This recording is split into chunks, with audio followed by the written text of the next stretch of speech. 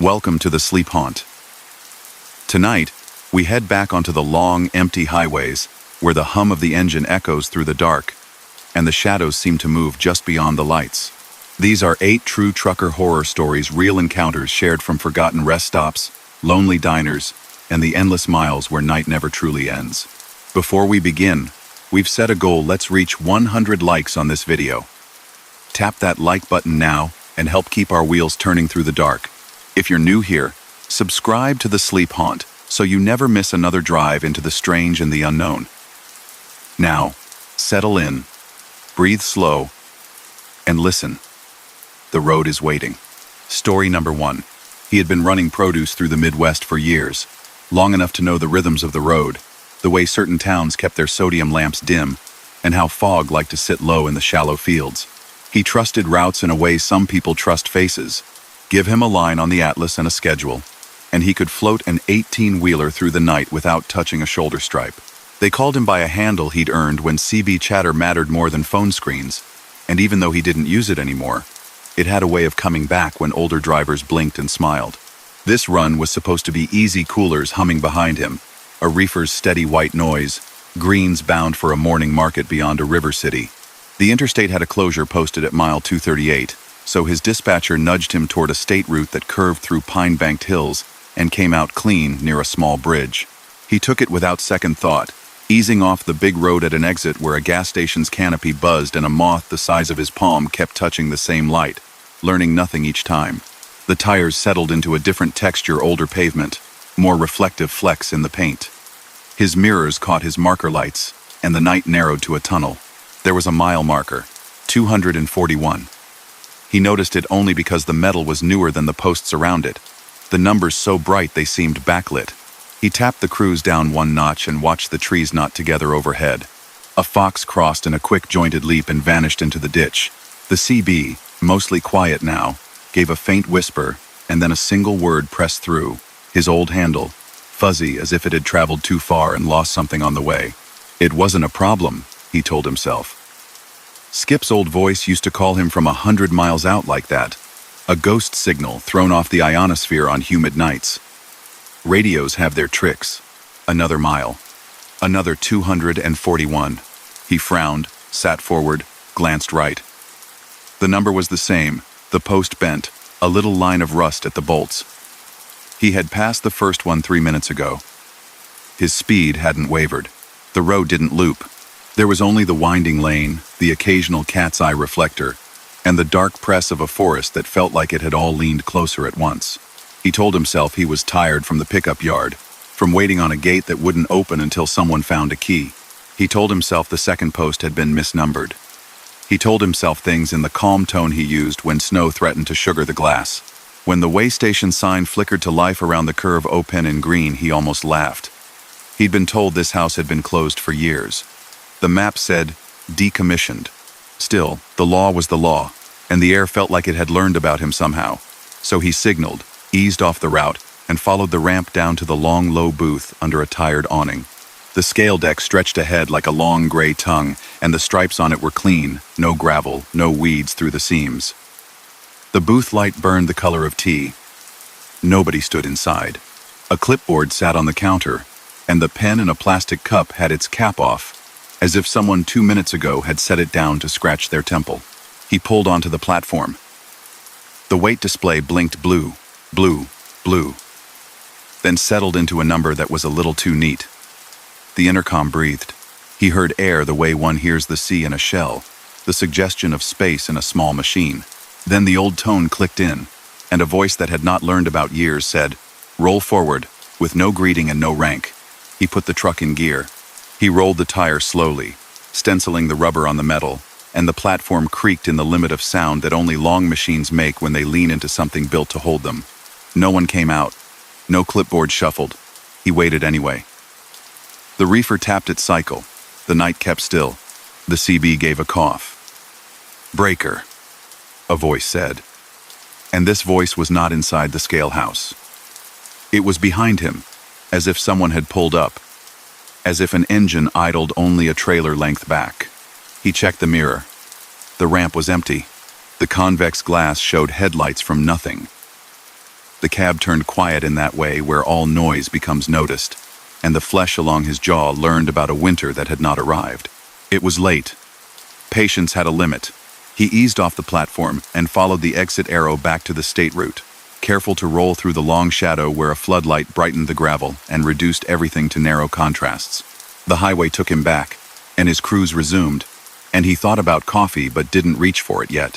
He thought about mile markers, and when 241 appeared again, perfectly placed, perfect in its green, he lifted his foot.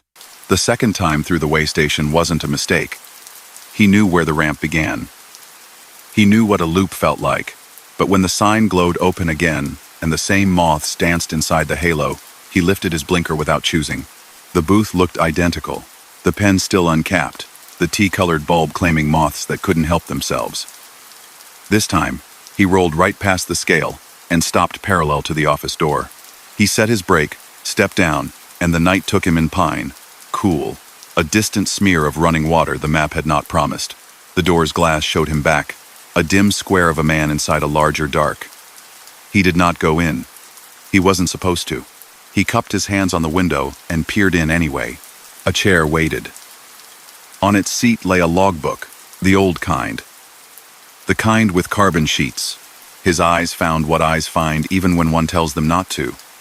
On the open page, a scrawl of a name he knew as well as his own, because it was his own, written in a hand he had years ago finally made small enough to keep a dot on an I, from looking like an accident. The date belonged to no calendar, he remembered. The column was full, and the line for remarks held a crooked note that said, "Cute loops," with a little smile someone had tried to make look like a dash. He shut the thought like a drawer.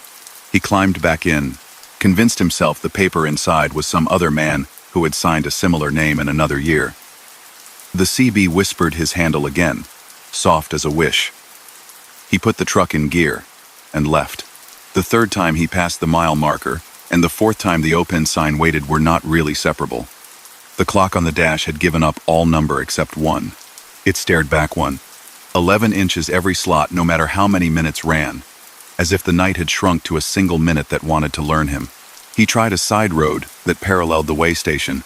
It sent him through a turn so sharp the trailer's blind side asked questions, and still the road tipped him back to the ramp that glowed.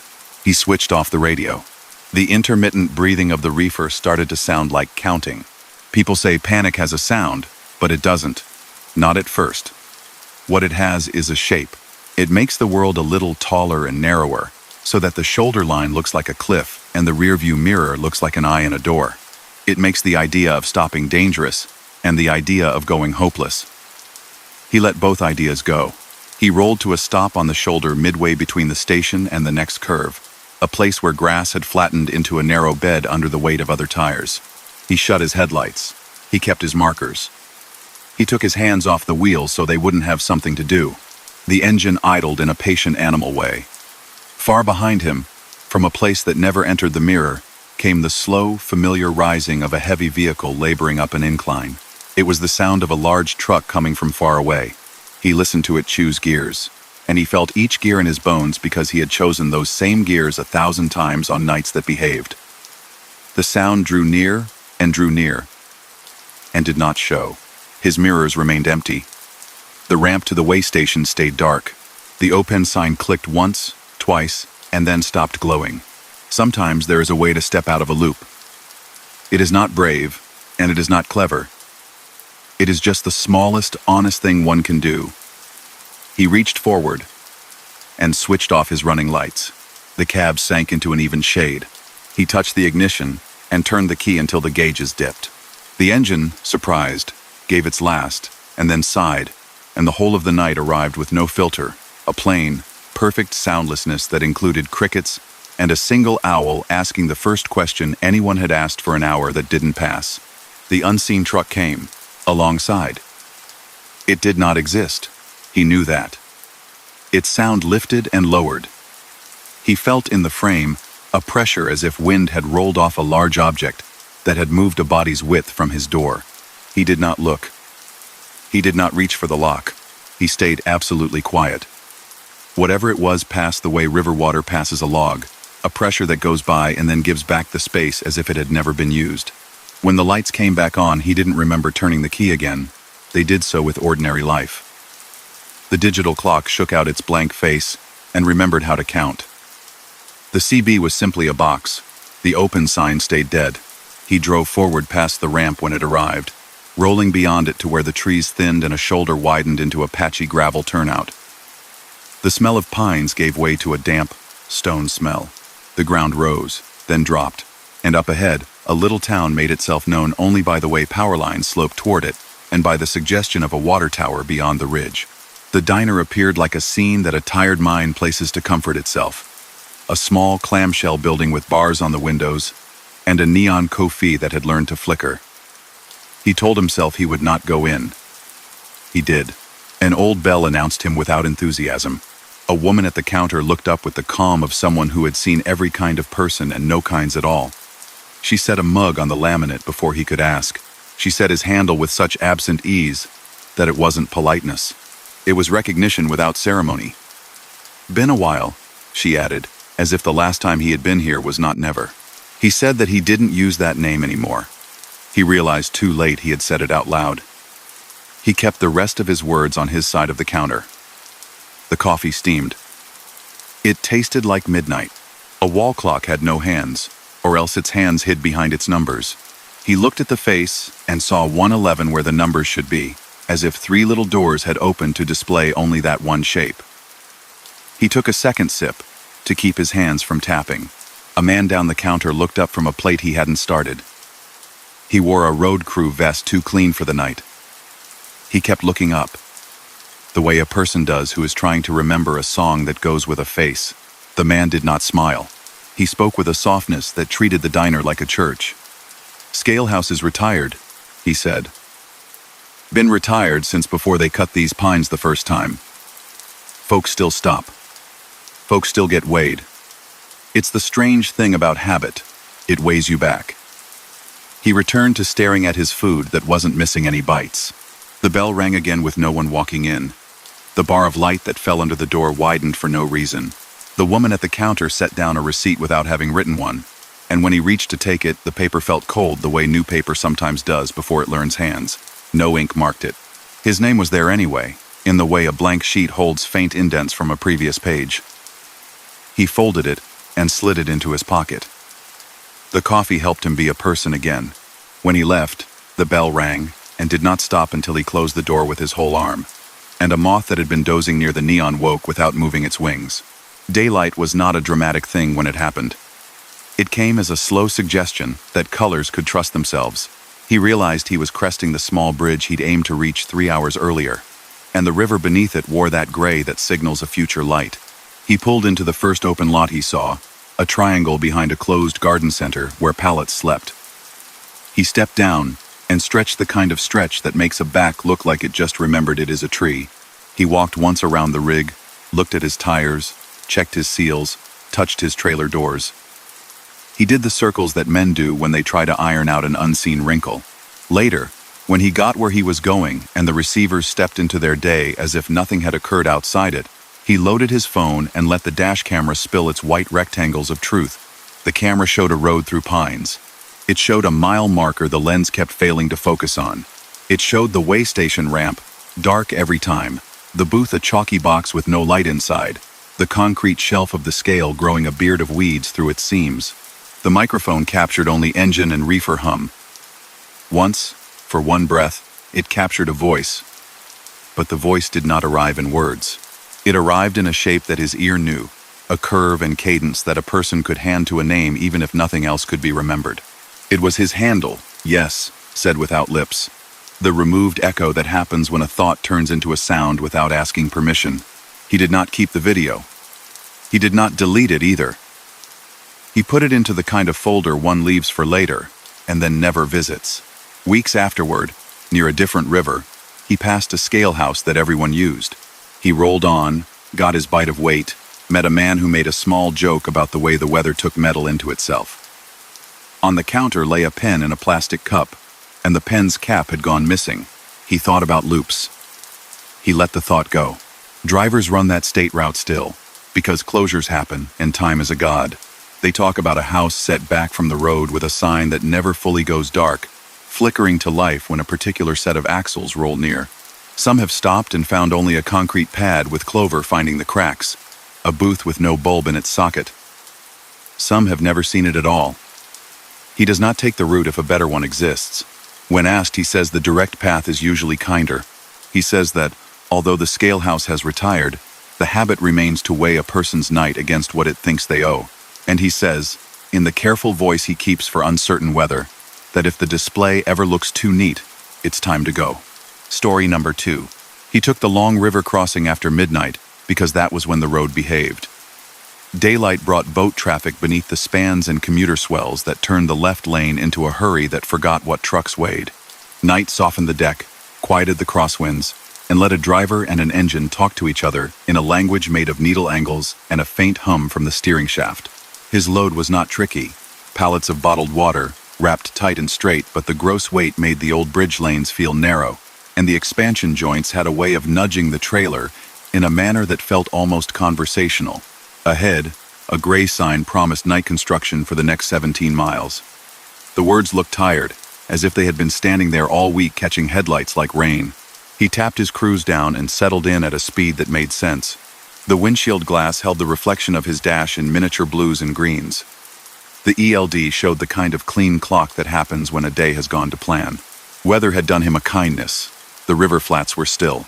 He rolled past a message board whose amber letters blinked "Pilot car, follow me." He had not seen one of those in years. Pilot cars showed up out west, where long one-lane stretches needed shepherding. Around here, roadwork tended to move in chunks with aero boards and attenuator trucks that guarded the crew like patient rhinoceroses. He told himself this would be the simple sort. Cones. A zipper merge.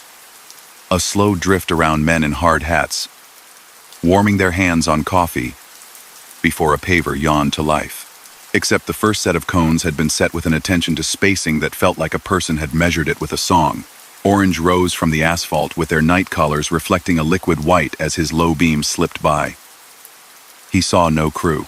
He saw no skid steer, no generator lights huffing quietly under tarps, no hiss of a kettle heating a line of crack sealant.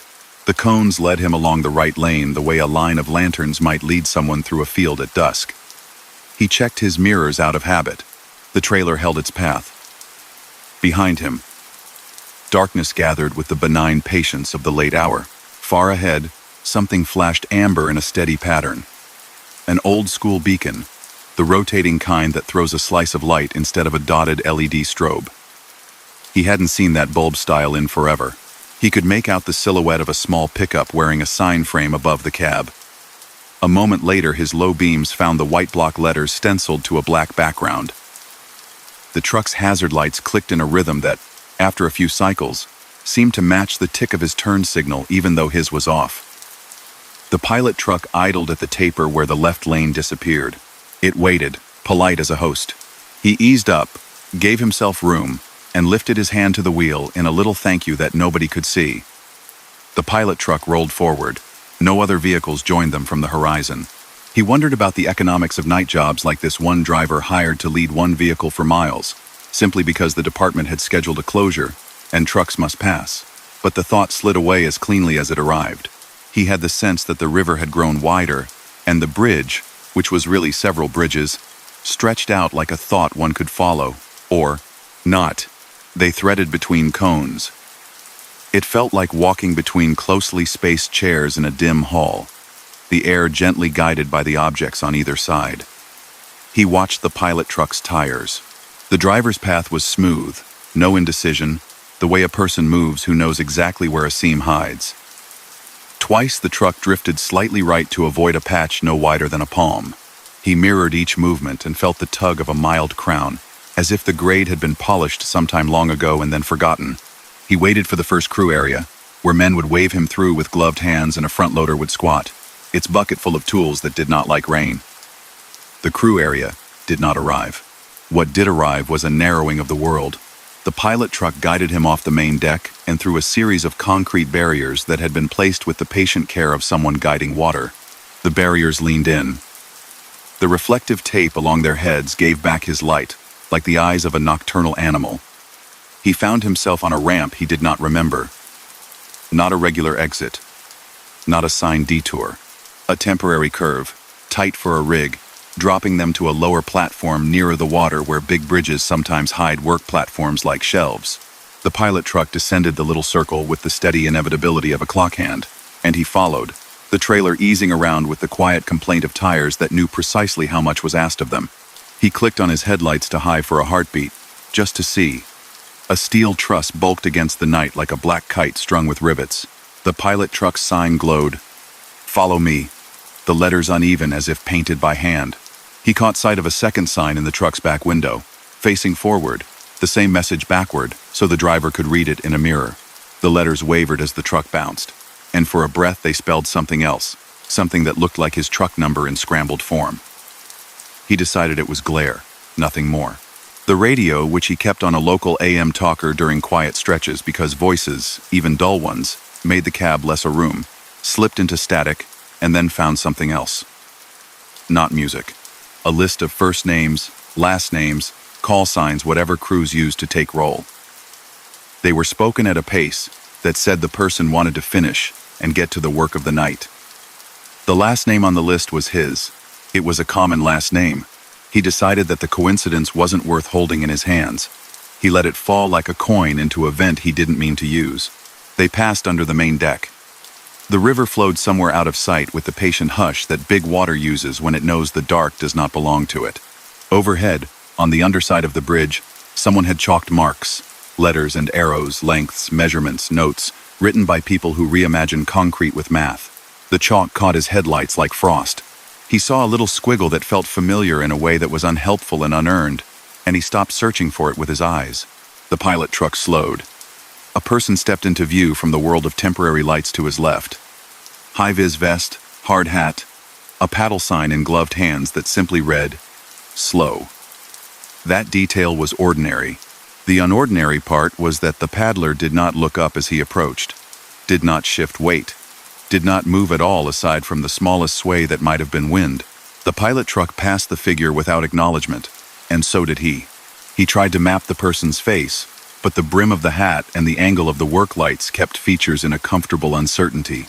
The glove lifted a hair once he'd gone by, as if the wind had caught it and understood signals better than anyone else. The detour path became more intimate, concrete on both sides, and a ceiling of steel only a few feet above the trailer's top.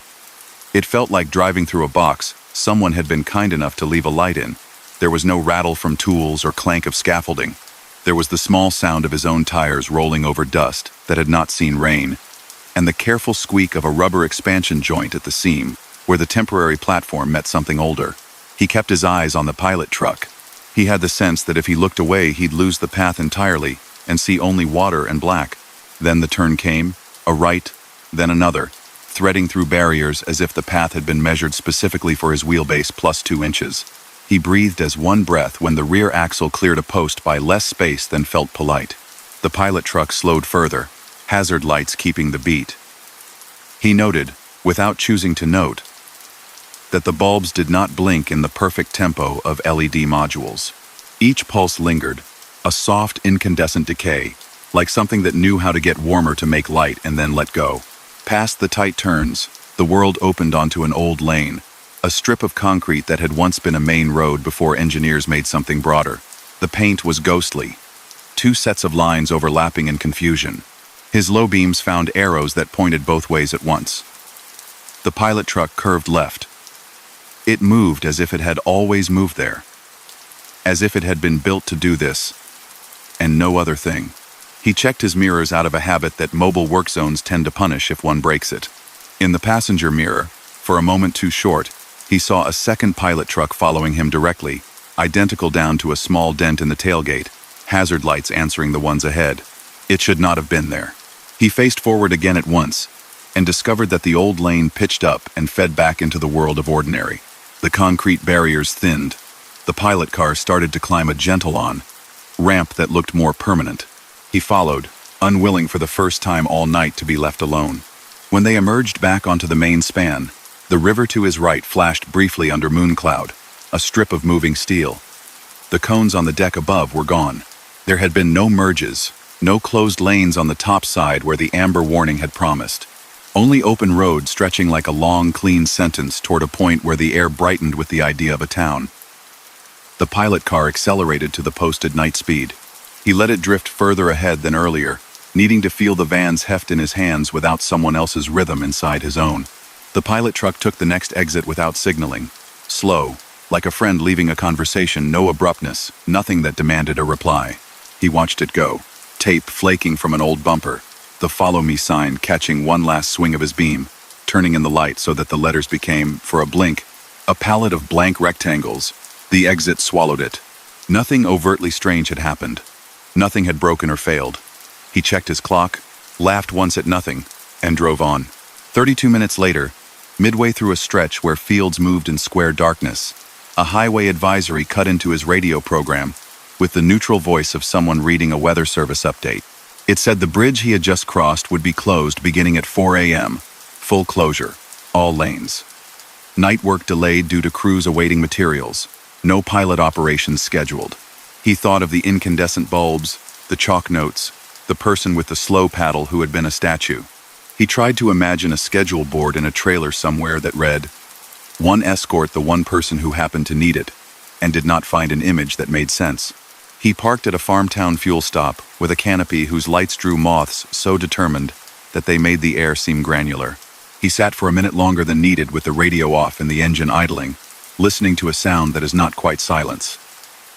The little clinks and ticks of cooling metal, the distant thump of a reefer unit a row over, the plastic settling sounds in his own trailer as pallets obeyed the temperature of the night. He went in to buy a sandwich and a coffee, and the cashier, who had adopted the unbothered posture of a person who works when everyone else dreams, looked up when he mentioned that the pilot car was a nice touch. "We don't do that around here anymore," the cashier said, not correcting so much as reciting. "They used to. Company with the old trucks did it. Retired years back. Somebody said their last job was before the new deck went up. I like the sign though. Follow me. Kind of sweet." He ate in the cab with the windows cracked open, because even good coffee wants air to settle around it. He did not look at his dashcam feed immediately. He drove on because time keeps its own promises. The delivery was on a dock behind a grocery warehouse where men wore knit caps and swapped weekend plans in brief sentences. They checked the seal, nodded at the paperwork, got the cases out in stacks that looked like little cities and then disappeared. Those cities with easy practiced violence that was not unkind. By the time he thought to look at the dash cam, the day had a different temperature. The camera showed a road. Cones existed where he remembered them, then lowered out of frame at moments when he knew they should have been higher. The pilot truck appeared. Its sign read, "Follow Me," in the exact old type he had seen.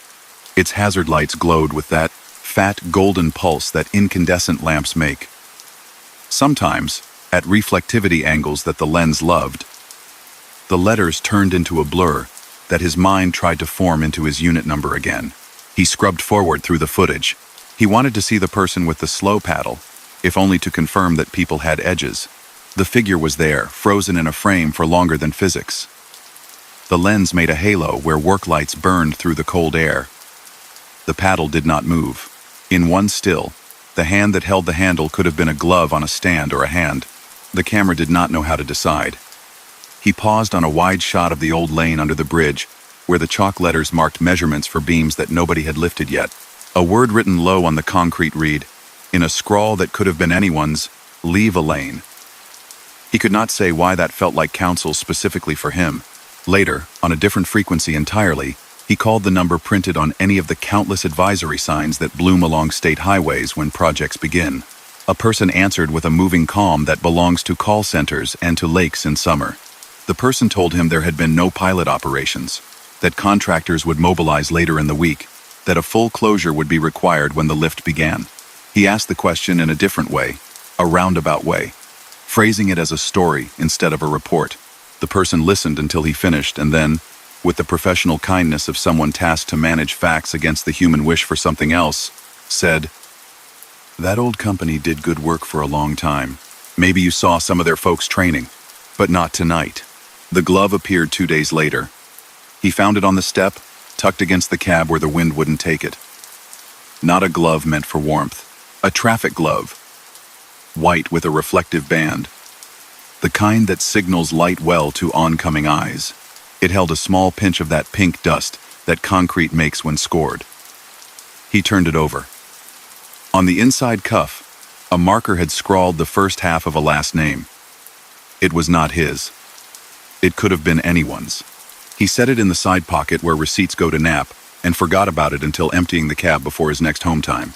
Then he set it on a nail in the garage where he kept everything else a job throws at a person and did not say anything about it. He runs night roads still. The river crossings remain themselves, long and low, wind pushing once in a while in a way that feels like a hand on the trailer. He does not count on pilot cars anymore because they are not counted on anywhere, not like that. But sometimes a message board tells a driver to follow me, and sometimes a rotating beacon appears with a warmth that only old technology gives back, and sometimes the cones bend in a curve that reads as handwriting. On those nights, he taps his cruise down a notch and keeps a particular space between him and the vehicle ahead, one truck length extra, the way one does when trusting a rhythm that was not written on any schedule. Every driver collects a small bundle of superstition, whether they admit it or not. He picked up one little piece he didn't have before. He keeps a high-vis vest folded behind the seat in front of the passenger side, not just for inspections or accidents, but because of the way that sign felt in the dark. If anyone ever needs him to move 2 miles at 8 miles an hour because the path is bent through a place not everyone gets to see, he thought, he would understand how to follow. On quiet chatter nights he's heard about that bridge and its lower shelf. Somebody said there's an old lane that only shows itself when the river is low and the crews are late. Someone else said the last of the pilot fleet drives on only when a single rig shows up while the city sleeps, because the road wants not to be embarrassed about its secrets in front of a crowd. He lets the stories be stories. He watches the signs and the cones and the way amber light paints concrete on cold nights. When a paddle rises and reads slow, he is, because the message always mattered more than who held it. And when his radio catches a roll call from a job site that isn't active yet and says a name that could be his or anyone's, the tone small, the list. A comfort, he keeps his hand steady on the wheel and goes where he is shown until the road turns back into the ordinary and the small amber truck disappears into an exit he will not, cannot, follow. Story number 3. He crossed the high plains at an hour when the turbines blinked in red unison, a slow, synchronized wink that made the horizon feel like it was breathing. The flatbed hummed steady beneath him. Straps trembled in their own quiet song, each ratchet giving a tiny silver buzz as wind slipped along the load steel for a wind farm farther north, beams stacked neat as piano keys. In the mirrors, the trailer lights dotted the night like a small constellation tethered behind. Far off, a radio tower drew a single orange line in the dark. The sky was clean, the kind of velvet that keeps its stars to itself until a driver looks twice and sees them all at once. He had promised himself he would stop after the next long grade, take 20 minutes, switch boots for a minute, breathe. The interstate ran arrow straight across country that knew how to be empty without feeling forgotten. His GPS kept up a calm crawl of place names that would appear daylight plain and morning, but at this hour were just syllables. The ELD clock said he had the day under control. A traveler's information station cut into his radio 1610 AM, the tiny advisory channels that live near the edges of the dial sounding thin, like the voice had taken a long trip to get to him. Construction from mile 119 to 123, right lane closed, expect delays. Alternate route available via Ridge Service Road, the voice said with that professional blandness that made the words trustworthy. He hadn't planned to exit, but he knew the stretch. He remembered work crews there in daylight last month, heavy equipment staged, the promise of night closures to come. The first green sign appeared sooner than expected. Ridge Overlook Rest Area 1 mile. The font was a hair older than the rest of the markers on this highway. The bolts wore rust, like freckles. He blinked at it and glanced to the navigation screen. The unit showed no services between the last town and the next, and it definitely did not show a rest area. He chalked it up to an update he hadn't installed, and felt the tug of permission anyway. A brake sounded good. He tapped the cruise down another 2 miles per hour. The advisory voice came again, thinner, as if the transmitter had climbed a hill and needed to clear its throat. Oversized loads. Use service road bypass at mile 118. Watch for wind shear on approaches. He is not the kind to see messages in the random, but it felt like standing in a room where someone had already arranged chairs for him. He took the exit for the rest area, with the same calm he brought to all turns he hadn't expected to make. The ramp unrolled beneath him, shallow and thoughtful, and the tires sang a different pitch as the aggregate changed under the tread. The rest area sat high, a little crown above the lanes. Sodium lights washed everything in that honey color that secrets like. The shelter building showed the style of some other decade, brick and pale stone, with windows set deep, a shape of roof that liked the wind. Long planter boxes held shrubs trimmed into round domes. In the truck lot, stripes ran bright and new. He picked a spot near the back under a light that hummed softly, the kind of sound that says the world has not actually stopped. He set his brake. The night settled around the cab in a dozen familiar noises, the soft kettle drum of cooling brakes, the release of air, the slighter ticking you only hear when all other sounds move aside. Over a speaker somewhere, maybe on a pole, maybe inside a soffit, a voice drifted into the lot, clear as a handwritten note. Attention travelers. Rest area will close for cleaning in 15 minutes. Payphones are located by the information desk. Please report any spills to the attendant. It was the kind of announcement that has played in thousands of places for as long as anyone can remember. He let it wash past while he sat for a minute longer than planned, palms still on the wheel, though the truck had no more to ask of him. The building door's glass with a metal push bar swished open as he approached without his feet speeding. Motion sensors liked him tonight. Inside, the air had a faint lemon tone under the deeper smell of air that has waited a while without moving much. A clock above the map board read 2:14. The hands would have to work on their own time. A wall of brochures stood well stocked, with topics that part of the state didn't usually advertise anymore. Scenic drives that had been rerouted. Small museums whose hours were probably different now. A display described early highway construction in the region and showed a photograph of the very rest area he stood in, with families by their cars on a bright day. The caption mentioned a dedication date decades ago and a renovation that, by the looks of things, had stuck. Vending machines lined a wall under a mural of the river valley in summer. The coffee machine had buttons labeled with words that felt older. Regular, decaf, cappuccino soup. A bulletin board held a winter driving checklist that used clip art of chains. A small sign above the bathrooms asked everyone to wash their hands with a little smiley face that somehow felt earnest. He made a circuit under the pretext, though his eyes took notes the way a person does when they are in a place that is both ordinary and not. The men's room was bright, clean, and a little too quiet. The paper towel machine coughed out one length of brown paper the moment he looked at it, the way automatic things sometimes do as if to prove they are not sleeping. The mirror returned a face that looked like all drivers' faces at 2 a.m., not quite belonging to one age or another, more intent than dramatic. The faucet took a breath before it gave water. He dried his hands, tossed the towel, and watched the bin's lid close itself to the exact angle it would have chosen whether he had seen it or not. Back in the hall, the speaker voice returned. The same words, the same cadence. Rest area will close for cleaning in 15 minutes. The vowels belonged to someone who had learned to talk to crowds without sounding like they were teaching. He glanced toward the information desk. It was a simple counter with a glass case full of road maps and a bell that said, "Please ring." A small sign stood behind it. Attendant on patrol. The chair tucked under bore the indent of a body not currently present. He pressed the bell once out of creature curiosity. It made the tiniest click and failed to ring. He smiled at the old bell for not needing to perform. Beside it lay a folded county map and a plastic box of tips containing 2 ones and a handful of quarters. He took nothing and left nothing, and told himself that the sense the place gave off of being ready for its next day was only his own fatigue talking. He returned to the truck, set a 15-minute alarm, and let his seat crank back just enough for his neck to think about something other than the road sweeping under him. He did not fall fully asleep. He drifted. The speaker voice seeped through the cab glass, softer now, as if distance were a filter. High-profile vehicles. Use caution.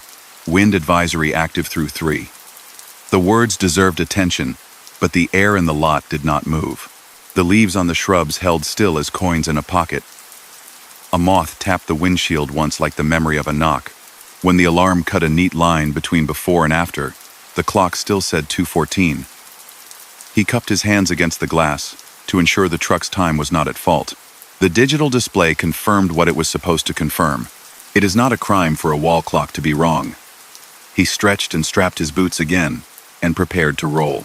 At that exact moment, the speaker voice, now so familiar he could have predicted its breath, altered. Attention. Vehicles with flatbeds. Check with attendant for wind guidance. It said. He looked toward the building out of reflex, found the doors open and the hall lit, and found no one. It was not unnerving, it was just odd. He eased out of the space, took the loop around the lot, and followed the exit arrows toward the ramp. The ramp curved, gentle. He rolled along it and returned to the road that brought him, except the truck passed the same row of trimmed shrubs, and the same light hummed near the same crack in asphalt, and the same blue sedan sat 2 places down where there had been no sedan before. He slowed, circled once more, chalked it up to a misread of the loop. The exit arrows put him on the ramp again. The ramp set him back where he had begun. The speaker added its line, patient, as if wanting to be helpful. Rest area will close for cleaning in 15 minutes.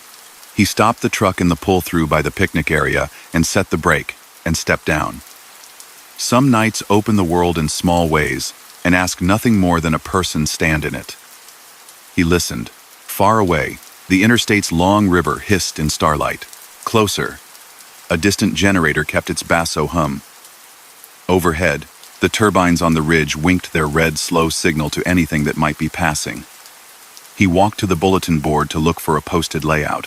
There it was, a simple map of the facility with arrows for exit lanes and an assembly area marked in the upper lot. Below, someone had pinned an update on a white sheet: temporary maintenance success, open when main exit closed. Authorized vehicles only.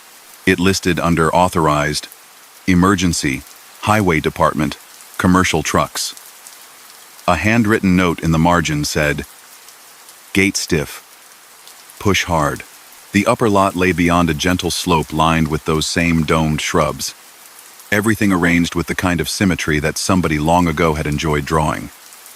He climbed into the cab and took the slope at idle. At the top, 2 chain-link gates stood open just enough for a truck to nosing through. Reflective chain hung in a loop, hooked to a hook but not pulled tight.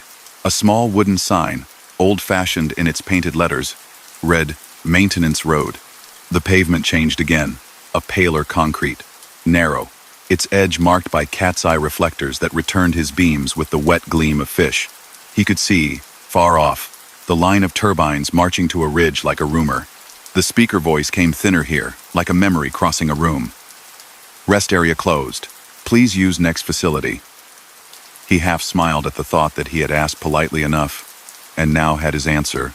The maintenance road crept along the back of the hill, into a cut where old timbers held the earth in place. He eased the wheel. The flatbed answered with its own weight. The road lifted, then turned, then met another piece of pavement that joined from the right. His headlights got a good look at a sign that should have been obvious earlier, but likely faced the other way. Rest area permanently closed, no services. The date at the bottom had a graze of reflective tape across it. He didn't need the exact year to understand the shape of the sentence. Up ahead, the maintenance road bent again, and, in the turn, he had a view down and across to where the interstate widened to take in a rest area that was not there. A flat pad of lighter dirt sat where the building would have been. The light poles lined it, yes, but no lamps burned. A white rectangle of a foundation remained, weathered into something like paper. From this angle, he could see the lanes he had used moments before, except they were not. They existed as a template drawn on earth. He slowed nearly to a stop, and heard the sound of his own breath in the cab. He kept moving because that is what the machine understands. The maintenance road led toward an approach that fell back onto the interstate 2 miles beyond where he had exited. The merge lane stretched like a decision he had already made.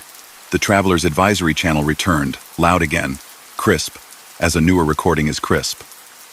Rest area at mile 123 remains closed. Use next facility. Do not enter closed areas. It went on to list highway numbers and a wind gauge reading. Practical information delivered in an untroubled cadence. He merged. The road took him back, as if nothing had happened. He did not speed. He did not slow. He watched his mirrors with the tuned restraint of someone who has already seen what he needs to see. Behind him, the ridge lowered away. The glow of sodium lamps he had stood under became In this new view, a suggestion of something that might have been fog or low cloud catching distant town light. No red blink from a ceiling speaker. No building profile. Just land. He told himself what drivers tell themselves when the world and their instruments disagree. Check later. He drove until morning so that the day could have its say. Dawn opened the background like a curtain. The turbines went pale and still as sleeping things. He found the place with ease. The official sign now wore a banner across it. Rest area closed. Weathered posts stood with no building between them.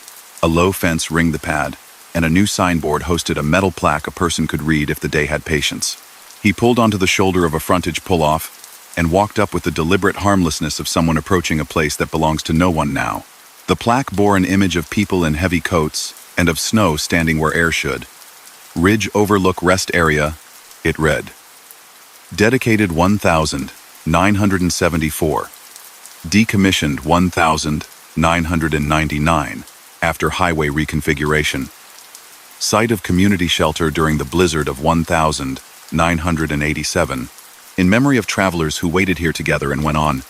It was not a grave marker. It was a reminder that places keep their own time. He did not listen for a speaker because he did not expect one. He let the air speak instead, clean, unremarkable, edged with the smell of dry grass. The interstate hummed 100 yards away. Trucks went by, each bearing what someone needed that day. He returned to the cab with a careful step, as if not to wake something that had asked for sleep. When he set his thermos back in its cradle, and the key turned, and the gauges woke in their small sweep of light, the radio caught the end of the advisory sentence. Use next facility. He let the dial sit where it was. Later, parked at a shipper's lot while a crew in bright vests tugged his cargo free and walked it away on forklifts, he thumbed back through his dashcam footage. The clip of the night lay there, time-stamped, honest. The approach to the exit showed nothing more than ramps and painted chevrons, and a sign with cloth draped over it that his beams hadn't caught. The lot appeared as an empty pad with low barriers, no building. The camera heard a truck, an engine, the soft talk of tires. It did not hear any voice. It caught a moth's pass through the headlights as a fleeting comet. He scrubbed to the part where he knew his tires had rolled under lights that hummed. The camera offered him only a pad with weeds stitched thinly along the seams. He did not argue about it. The mind keeps two sets of books sometimes. He slid the recording into a folder with the other small, unassignable nights that belong more to weather and place than to proof. Later, cleaning the cup holder he'd ignored for a week, his thumb caught on something smooth under a receipt. He pulled out a plastic token stamped with a coffee cup and the name of a vending company that had changed logos decades ago. The date on the rim, not a date exactly, more of a style, said a lot without asking for a reply. He turned it over, then slipped it into the same pocket where a person keeps lucky screws and thread from a strap and coins that are more story than currency. He told nobody on the radio that day because sometimes words are a kind of switch you don't want to throw. Weeks later, in a Fuel Island conversation, someone mentioned Ridge Overlook like a place that had been kind to them once in a storm. Someone else said they saw lights on up there a month ago and made a joke about ghosts paying the power bill. He laughed with them without correcting anything. He keeps a paper map tucked in his door pocket now, one he picked up at a welcome center, its folds already learning his fingers. On its square where the ridge should be, the rest area is a little printed symbol with a tiny X over it. He likes that the map tells the truth and still remembers the old icon. He runs that stretch when the dispatch asks and the weather agrees. If the traveler's voice advises, he listens. If it grows thin and old and mentions pay phones, he takes the next exit's light. He has learned that some roads close and keep closing, a little ceremony they perform with anyone who happens by at the right hour.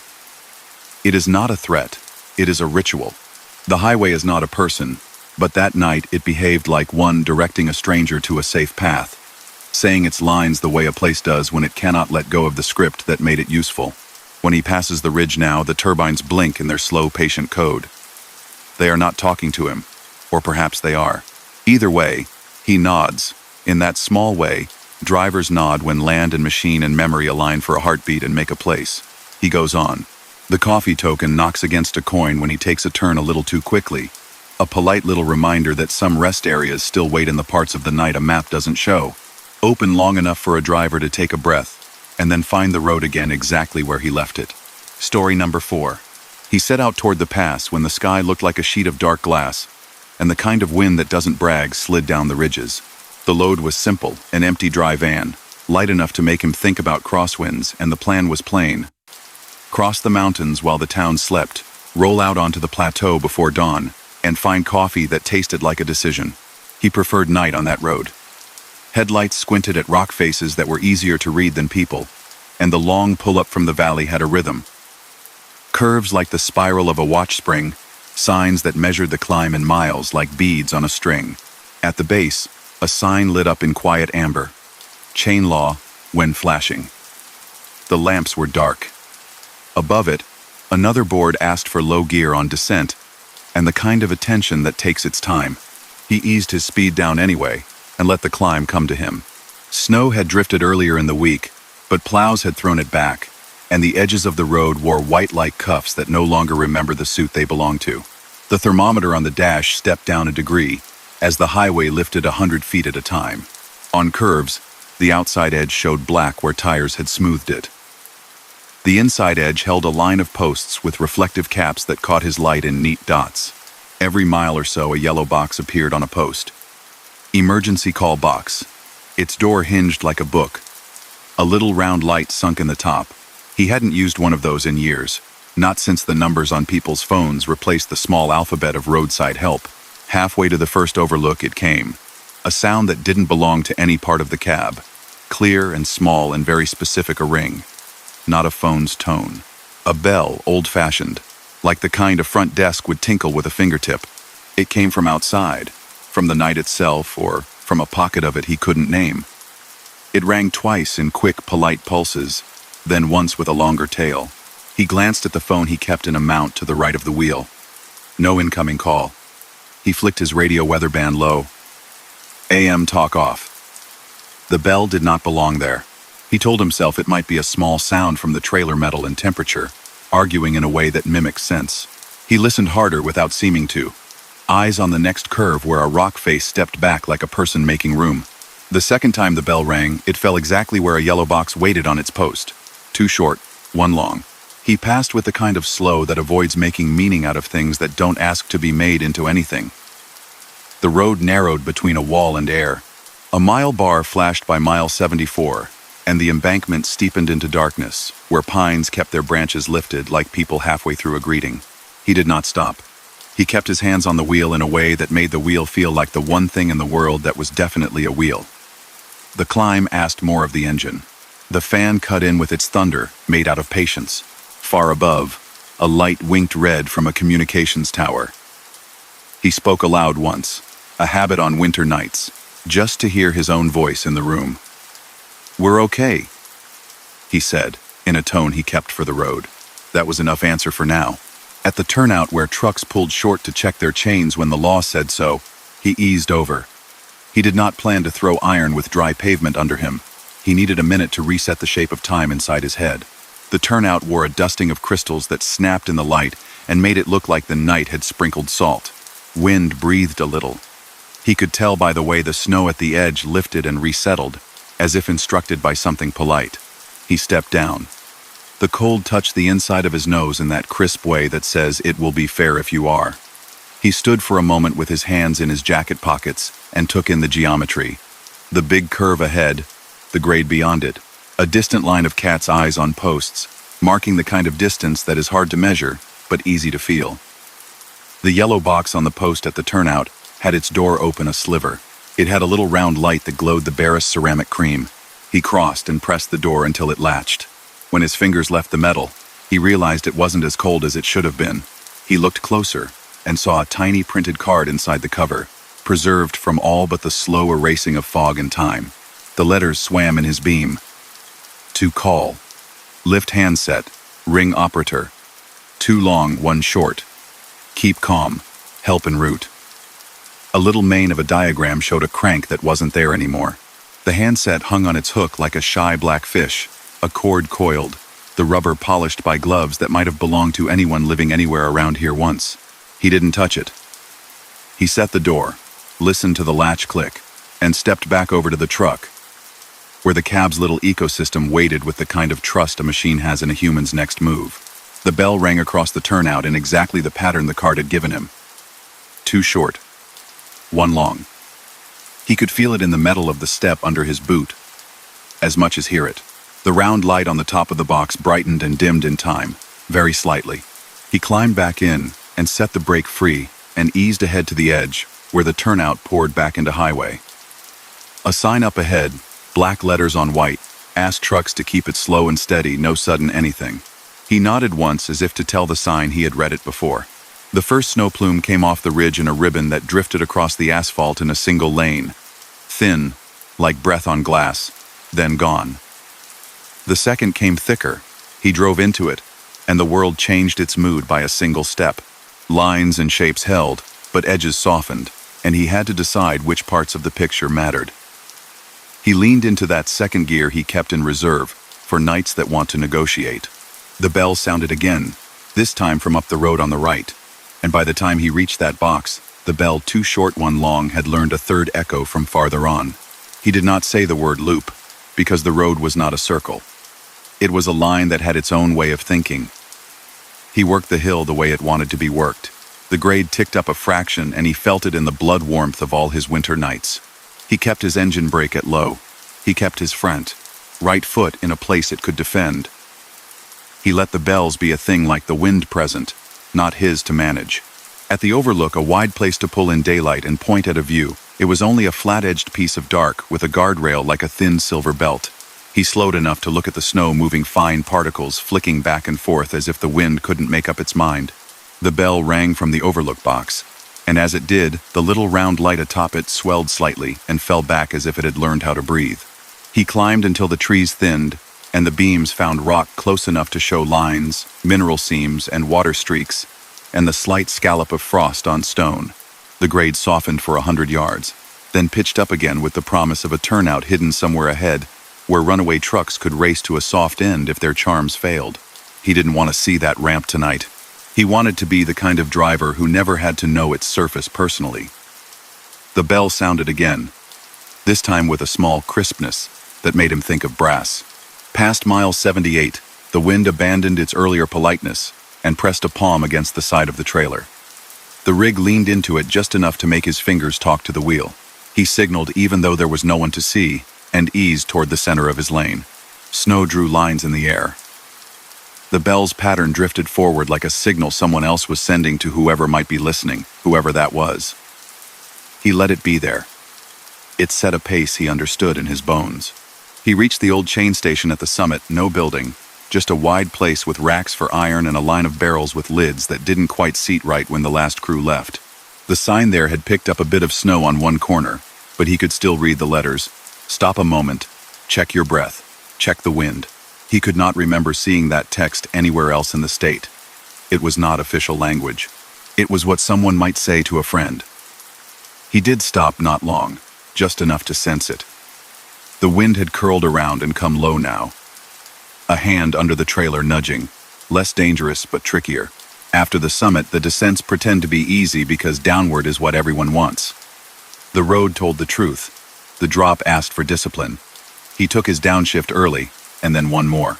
The bell sounded from the first box on the far side, 2 short, 1 long, and the little round light offered him a rhythm, blinked out across the white as if it was a metronome set for the next movement. He didn't look at his face in the mirror. He watched the road. He watched how his headlights found the future, and it kept arriving in the right shape. At one point, the snow thickened to a kind of soft wall. Somewhere in the space ahead, a line of rock spalled a little and spread crumbs across the lane. The bells had moved ahead, and maybe that made no difference. But the pattern gave him an excuse to drop another mile per hour off the speed he thought was sensible. The rock crumbs clicked under the tires harmlessly. Farther down, a set of small reflectors appeared on the left where there had been none, not new. Just revealed once his angle changed.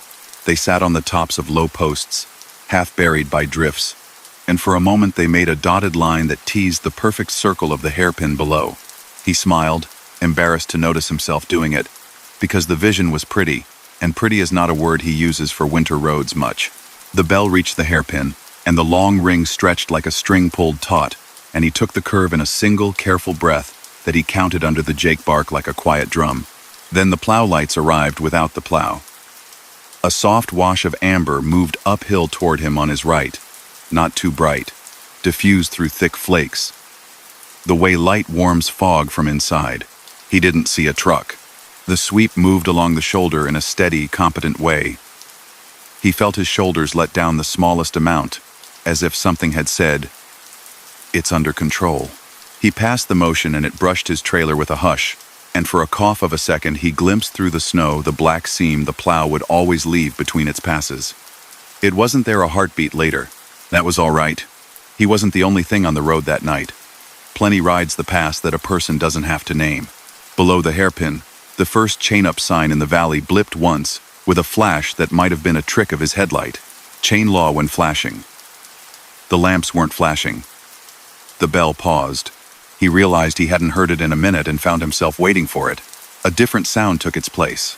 The low drumline of the river coated into the bottom of the valley, the pitch of it lowering as he dropped water, speaking in a tongue with much patience.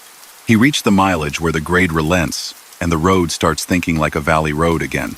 A wide shoulder appeared, then a side road that used the old bridges, then the silhouette of a little timber frame kiosk that had, for as long as he had run this route, hosted a bulletin about avalanche zones and rough winter etiquette.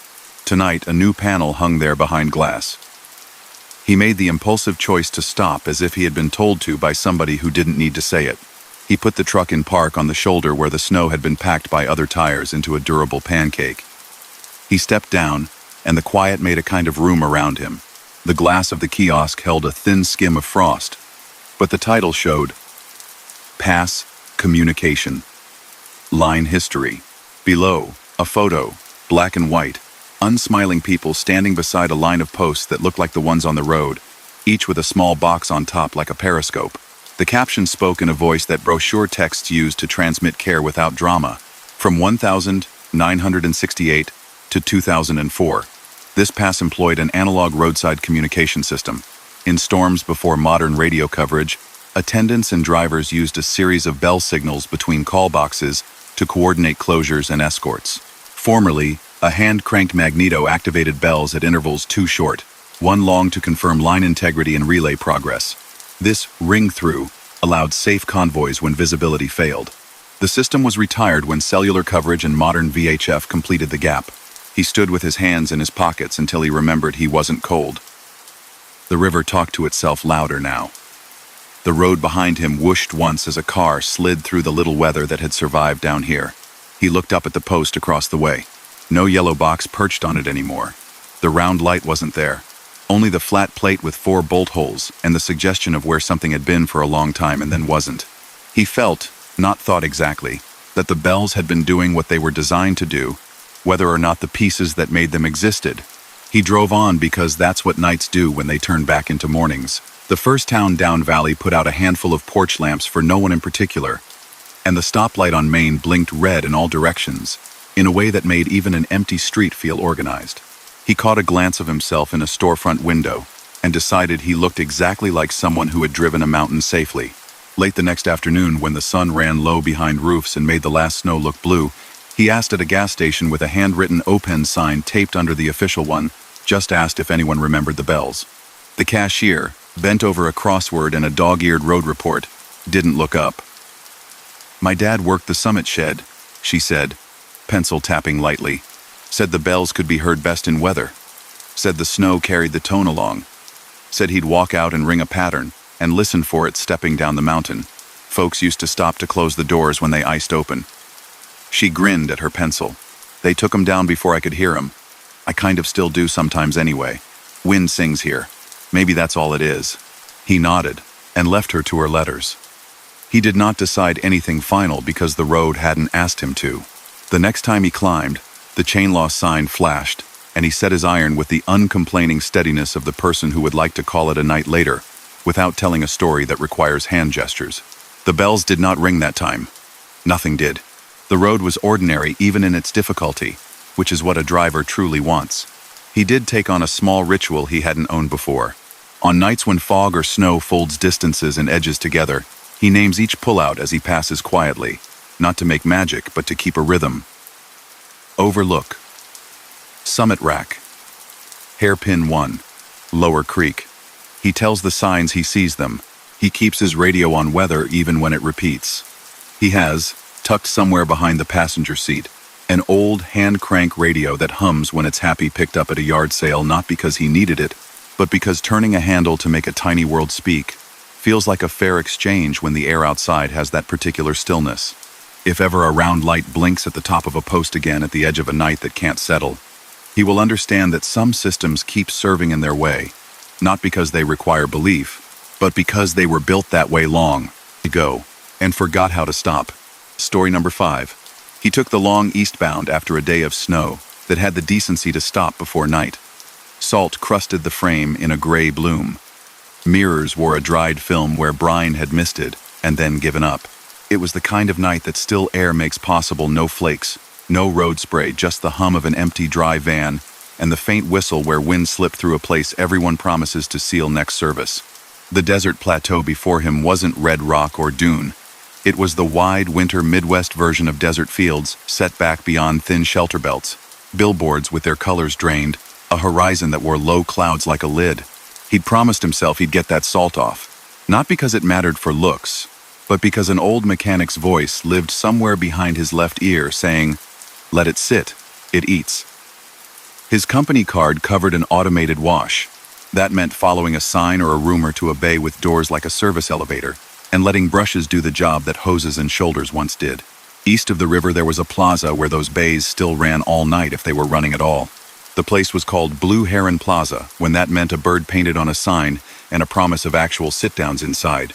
The cafeteria had long since turned into a branded fast grill, and the motels had aged into their own style of quiet. But the wash set apart at the back, behind the tire shop, and 3 low bays that smelled like old rubber, was supposed to be open 24 hours with code entry. He'd used it once a couple of years ago, late, lights low, a receipt with a bird stamped on it tucked into his logbook, just because it felt like proof that something from the old road was still working.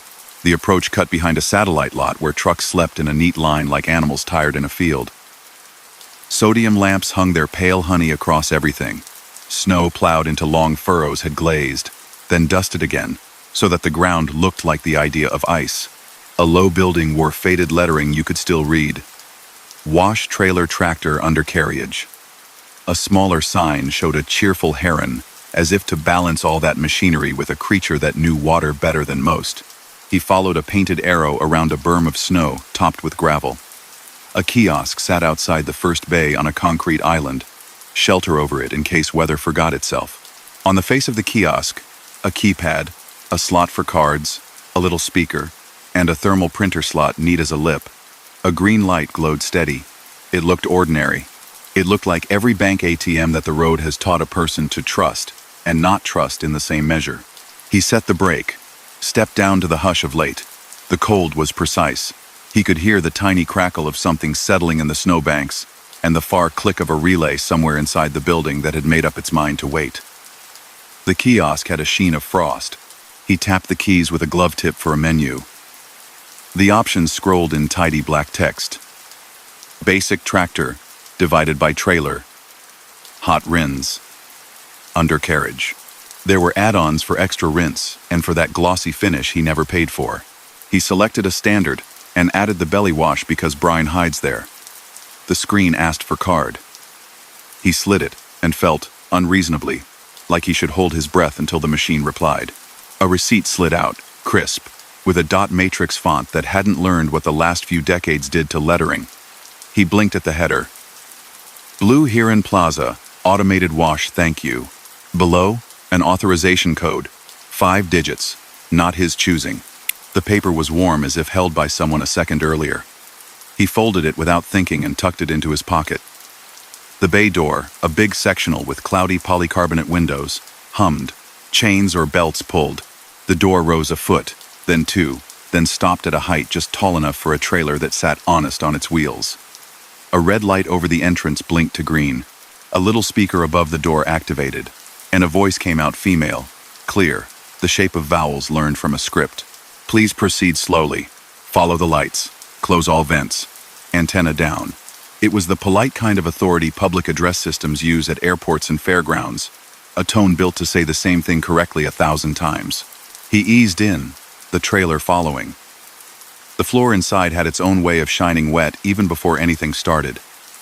A glisten built into concrete by years of hot water moving one way. He aligned with the rails and stopped when a light told him to. Instructions on a board glowed in red. Stop. Put in neutral. Do not brake. A sensor twitched, read him, and the board changed. Back up 2 feet. He did, inching, foot to foot, until another light gave him a green with a gentle confidence. Good. The doors settled shut behind him, and the world became a room. It smelled like detergent and clean engine bays, and the mineral breath of water warmed just enough to work. There was a noise like a heartbeat scaled up the pump far away, then near, then inside the wall. From the overhead rails, a gantry began its slow travel, nozzles studying the air like heads of attentive geese. A pre-soak rain came first. Sheets of water swung at angles, the droplets small enough to get everywhere. It tapped the windows and drew wet paths down old salt maps. Armatures moved past the cab with an indifference that was somehow comforting. They knew their distances and his shape.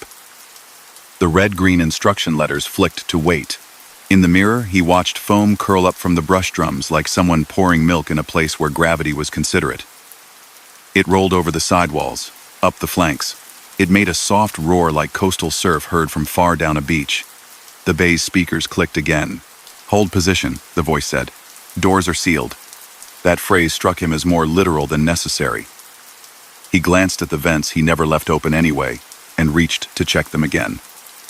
The spray hissed, then built, then changed pitch. There's a sound high-pressure jets make when they hit bare metal instead of paint or grime, a sharp, brighter note. The undercarriage jets took their pass, and he felt it through the floor, through his feet. The noise moved under him left to right as if something walked there. He thought of the old mechanic and his, let it sit, it eats, and felt, for the first time in hours, like he was doing something that was both practical and private. The brush drums breathed. They slid along, barely touching. Foam rose up past the side windows and became a temporary wall that turned the world into a moving sculpture. The patterns were random as wind sometimes, but there's a way the human brain can't help looking for letters. He saw an O for a moment where foam had parted, then a slant like a V or a Y, then nothing, just white. The speakers clicked. Close vents, the voice said again, though he had. The volume was lower now, as if the message were coming from farther down the building. The red letters asked for another small backup. He let the truck roll an inch at a time and felt the tires press tiny rivers across the wet floor. Brushes moving, the board announced in a tone that made it seem like news. The foam turned dense, and the world narrowed. If someone had walked in front of the bay opening and stood there, he wouldn't have known. The feeling wasn't frightening. It was like being inside a weather that was being kind to him. The rinse strike arrived with warmth to it. Steam lifted and made everything near older and softer by half a second. Then, after a regular cycle of things that had happened in order and at an even pace, the cadence slipped. The board blinked quickly between wait and stop without choosing. The gantry hesitated, not quite where it should be, not lost but considering. The pump sound deepened and stayed there like a held note. A valve somewhere chattered, stopped, and chattered again. The speaker clicked, and the voice came through close to the tone of the first announcement, but with a breath in it that hadn't been there before. Hold position, it said. Please hold. It added, after a beat, we are bleeding the line. The phrase didn't belong to the way consumer machines talk. It belonged to maintenance. He watched a trickle of water appear from the far corner, where the wall met the floor. The trickle thickened into a sheet that moved with purpose toward the center drain. A gust shoved the bay door above his windshield. He watched it flex inward, and then out, a breath made of panel and air. The lights in the ceiling flickered once and came back. Behind him, the door he'd come through stayed down. The rubber at its base sealed tight. A black line against the floor. He rested his foot flat and steady, not on the brake. The board showed weight in a calm red. And then, in small corners of its display, tiny numbers flicked a diagnostic readout, not meant for customers. The pump's note eased down like someone letting a pressure off a system that had been asked to do more than usual. Water coursed around his front tires, and then went where it was supposed to. The speaker breathed once, and the voice returned to its script. "Thank you," it said. Drying cycle commencing. The dryer roar was its own weather, warmer still, pushing sheets of water off the hood, sending rivulets past the edges of the doors. The foam left behind let go in, sheets, and became small rivers heading to the grate. The red board flipped to drive. The exit door in front of him shook itself and stepped upward. The outside air showed through the cloudy window panels black, and then a thin strip of gray where the plaza lights had made the night into a kind of dome. He idled forward under the dryer. The grass beyond the building lay flat with frost. Sodium glow painted the low berms and the weave of chain link at the back. He rolled to the threshold and out, and for a second the wash air met the outside air and made a little fog violent and harmless. He cleared the door and felt, like a hand leaving his shoulder, the moment when the bay stopped caring for him because he was not inside anymore. He pulled around into the lot behind the tire bays and parked near the edge where nobody's headlights would be. The engine ticked, then calmed. He got out and walked a slow circuit, because that's what one does after anything. The trailer sides gleamed with water that had its own idea of how to be a mirror. In his taillights red, the beads looked like math. On the rear doors, in an oval where all the grime should have gone like everywhere else, a shape had stayed clean in a way that held the eye. It wasn't a symbol. It was just an absence, a curve like a neck and a beak, if a person were in the mood to make that out of it. He smiled at the coincidence, and for the first time noticed how cold his breath looked against the brown of the lot's lights. He went into the plaza to grab a coffee to give his hands something to do, while he waited for the worst of the water to run, and not turn into a crystal lace that would squeak at speed. The night cashier had the posture of a person who knew the minutes by their own names. "Still running the wash?" he asked, not because he had anything against small talk, but because something in him wanted to know if his experience matched a system and not a single-use dream. The cashier looked up like a person hearing a truck they hadn't expected. "Shouldn't be," she said. "They got it listed closed on nights for the last month. Pump house heater's fussy. Day guy runs it when it behaves." She glanced at the screen where a tiny panel of cameras showed squares of living and squares of past tense. The wash camera square held a frozen image of the bay empty. She thumbed a button, gave the screen a little inhale of interest, and let it go. If it worked for you, it worked for you. "You want a receipt for the coffee?" He shook his head, kept the receipt he had folded in his pocket like it was just a piece of paper and also more. He stepped back outside. And the world had settled the way it does when nobody has moved for a minute. The wash bay door was shut, dark, no hum, no glow behind the cloudy panels. The speakers up the wall didn't have any of the breath they had earlier. He walked to the kiosk and held his hand Euclidean inches away from the screen. It was cold as the air. His breath fogged in front of it and made the green light look farther away than it was. He reached to tap the glass to see if it woke. It didn't. Back in the cab, the receipt in his pocket felt unnecessary and necessary at the same time. He unfolded it. The ink had softened. The header still said what it had said. The code printed in black dots looked smaller than it had. Underneath, in light print, that thermal paper sometimes reveals, if warmed in your hand, a line swam into view. "We appreciate your patience during maintenance outages. Family owned and operated since 1979. A line like that didn't decide anything. It was simply what the machine had been taught to say at some point. He tucked it in the slot by the ELD anyway. He took the highway east again, engine a little softer to its own ears now. His mirrors were clear. Water shook itself off edges and zipped away into the dark. A few miles on, a bank of gray above a drainage basin thickened and lowered to the roadway, a kind of ground fog that hugged the low places. It would have been easy to roll into high beam and let the glare make the fog a wall human instincts betray in small ways. He left the beams where they were and touched the vents closed more firmly out of a habit that might have been born 5 minutes ago. He passed through the fog like a hand through a curtain and came out on the other side with windshield dry and engine happy, and a small feeling that he had obeyed something that didn't announce itself. At the next day's noon, bright, cold, salt-white parking lots throwing light back at a sky that was already tired, he fueled at a different stop, a place with brighter LEDs and a wash so new the caulk around the panels still had its first shine. A tech in a shop coat outside smoked and stamped a foot to keep the blood moving. "You run through Blue Heron last night?" the man asked when a conversation formed out of the steam of breath that makes strangers human. Place is charming when it works. It did, he said. He didn't mention the bleed, the line, or the bay sighing and the pump tone that lived up in the rafters. The tech laughed a laugh that had no direction to it. Funny, he said. They got the supply tank heaters cut last week. They were using space heaters till the owner could get the parts. You probably got one of the hiccup cycles. They get weird. Buddy of mine says the old controller throws up messages that nobody wrote, like the system remembers every fix anyone ever made. He nodded because a machine remembering how to fix itself, something felt like the least troubling version of what last night might have been. He rolled out while the day was short, but generous. Salt dried on the road first, where tires touched most a ghost of old lines. He made his next drop with the smoothness good weather offers and told nobody anything worth telling because there wasn't anything they needed to do about it. Washes work or they don't. Machines learn the shape of their habits. Nights hold still when a person is lucky. Days later, under a better sun than anyone deserved, he cleaned the truck by hand in a home lot just to sweep the last circles of white from under the bumper, where even the best wash sometimes misses.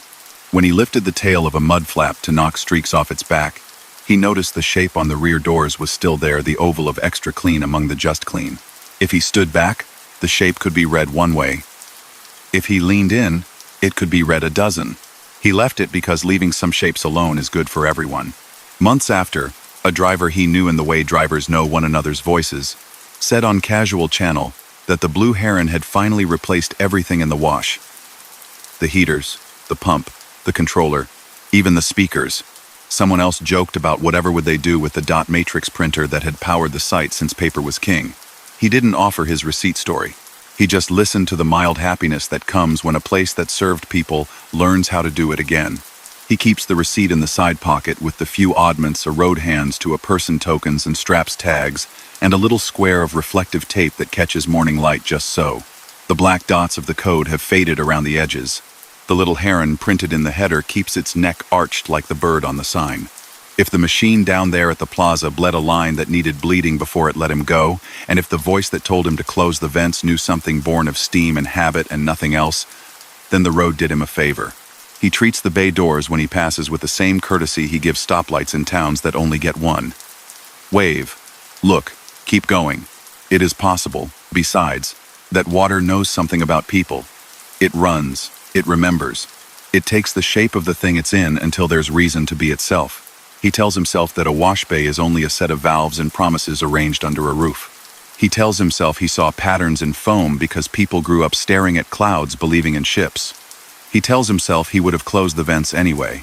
He drives under a sky whose gray learns blue again, and when a new bay speaker tells him in a friendly voice that doors are sealed, he believes it with the right amount of belief. Some nights machines speak as if they've been speaking forever, and a person rolls forward and comes out clean, and the building sighs back to quiet exactly the way a building does when it knows its job. Story number 6. He reached the mountains at a time of night that made the road look like an idea, not a thing. The valley ahead wore its own quiet, scattered porch lights, and a single blinking tower light marking where the sky began. The interstate climbed, carrying him toward a twin-bore tunnel he had driven in daylight but never at this hour. Signs warned about night closures all week. A portable message board pulsed with amber. Tunnel single lane, alt flow follow instructions. He had weighed his options, weighed the fuel, checked the detour map in his head, and chosen the tunnel. Wind on the ridge was lazy, the snow on the shoulders old and low, and the clock on his screen said he had time to do this without testing the edge of his hours. The approach cut a wide curve along a wall of dark stone, then leveled beneath a string of lamps that pooled light like small ponds. Half a mile out, the radio blurred, and then went blank.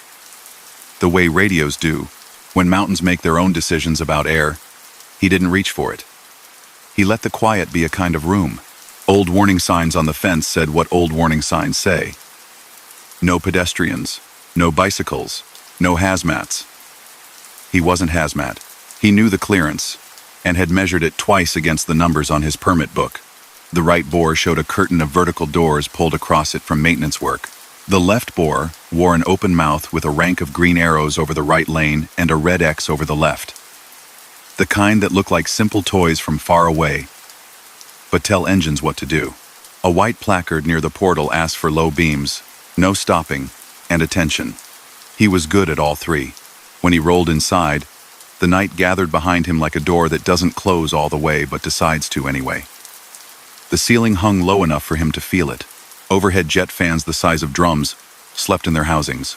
The wall tiles caught his light and gave it back in thin sheets.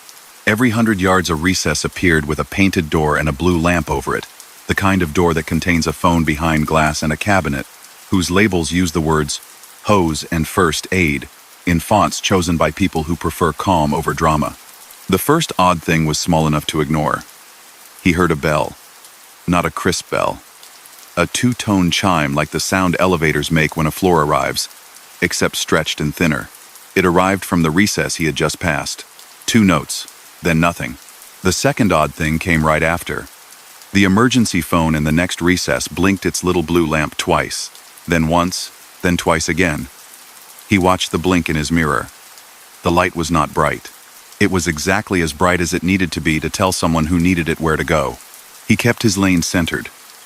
His headlights made a tunnel inside the tunnel. The tile walls had scuffs and marks where time had brushed them. He had the odd sense, completely unhelpful, completely harmless, that the numbers stenciled by each recess, F7, F8, F9, were counting on his behalf. He didn't need counting. He had the shape of the space, and the shape said, just keep going. A low speaker somewhere bled a test tone, like the beginning of a public address system that wasn't sure it was on. A voice arrived after a breath, feminine, measured, the diction of someone trained to be understood over fans and traffic. All vehicles maintain 25, it said. No stopping in bores. Keep right of center markers. The markers were a run of those little turtles in the asphalt that thrum under tires, and his steer tires rode exactly where they were supposed to. The voice paused, and then added softer, walkway sensors active. He passed the next recess. The blue lamp blinked once. In the tiny glass of the emergency phone door, he saw what everyone sees in glass when moving his headlights, strobing across a version of himself. In the reflection stood, very briefly, and only as clearly as a reflection can make anything clear, a figure in a high-vis jacket on the walkway, hand to a console. He glanced back at the real world. The recess was empty. He faced forward again and discovered nothing had changed about the lane or the marks or the way the air moved. Far above, one jet fan turned. Not full.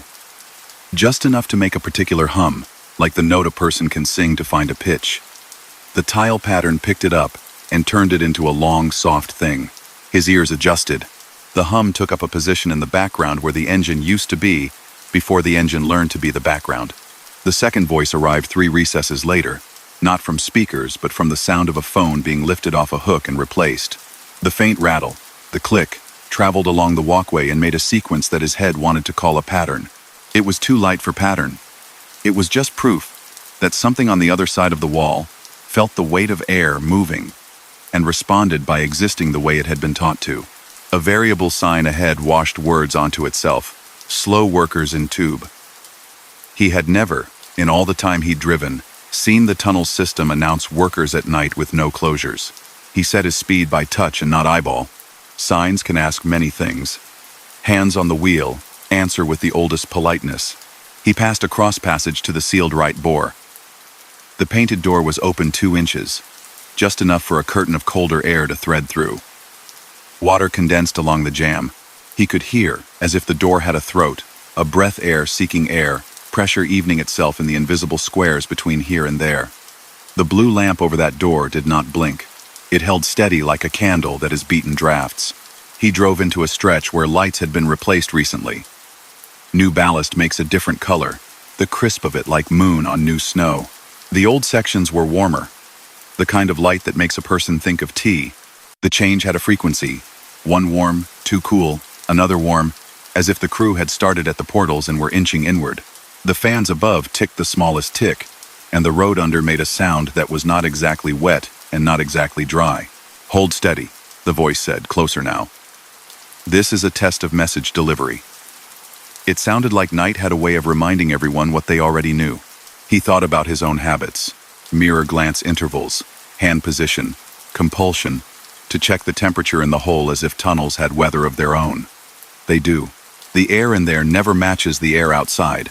It's always itself. Halfway, by the numbers on the wall, the space opened by a lane's width to the left, then narrowed again. A maintenance bay lived there in daylight. Tonight, a rope stood where cones would normally be, hung with flags that didn't move. In his low beams, the rope's shadow was thicker than the rope. He passed it, eased right more than he needed to, and that was when the next sign changed in a way he could feel before he could read. Reduce speed obstruction left shooter. The word obstruction is a word a road uses when it refuses to be dramatic. He hated the word hazard. Obstruction was better. It put shape to the idea without asking for a story. The obstruction turned out to be a ladder, laid in as if someone had gotten halfway through a job and then remembered the hour. An aluminum extension collapsed, a foot in the lane from the wall. It would have been a bump at worst for his steer and nothing more.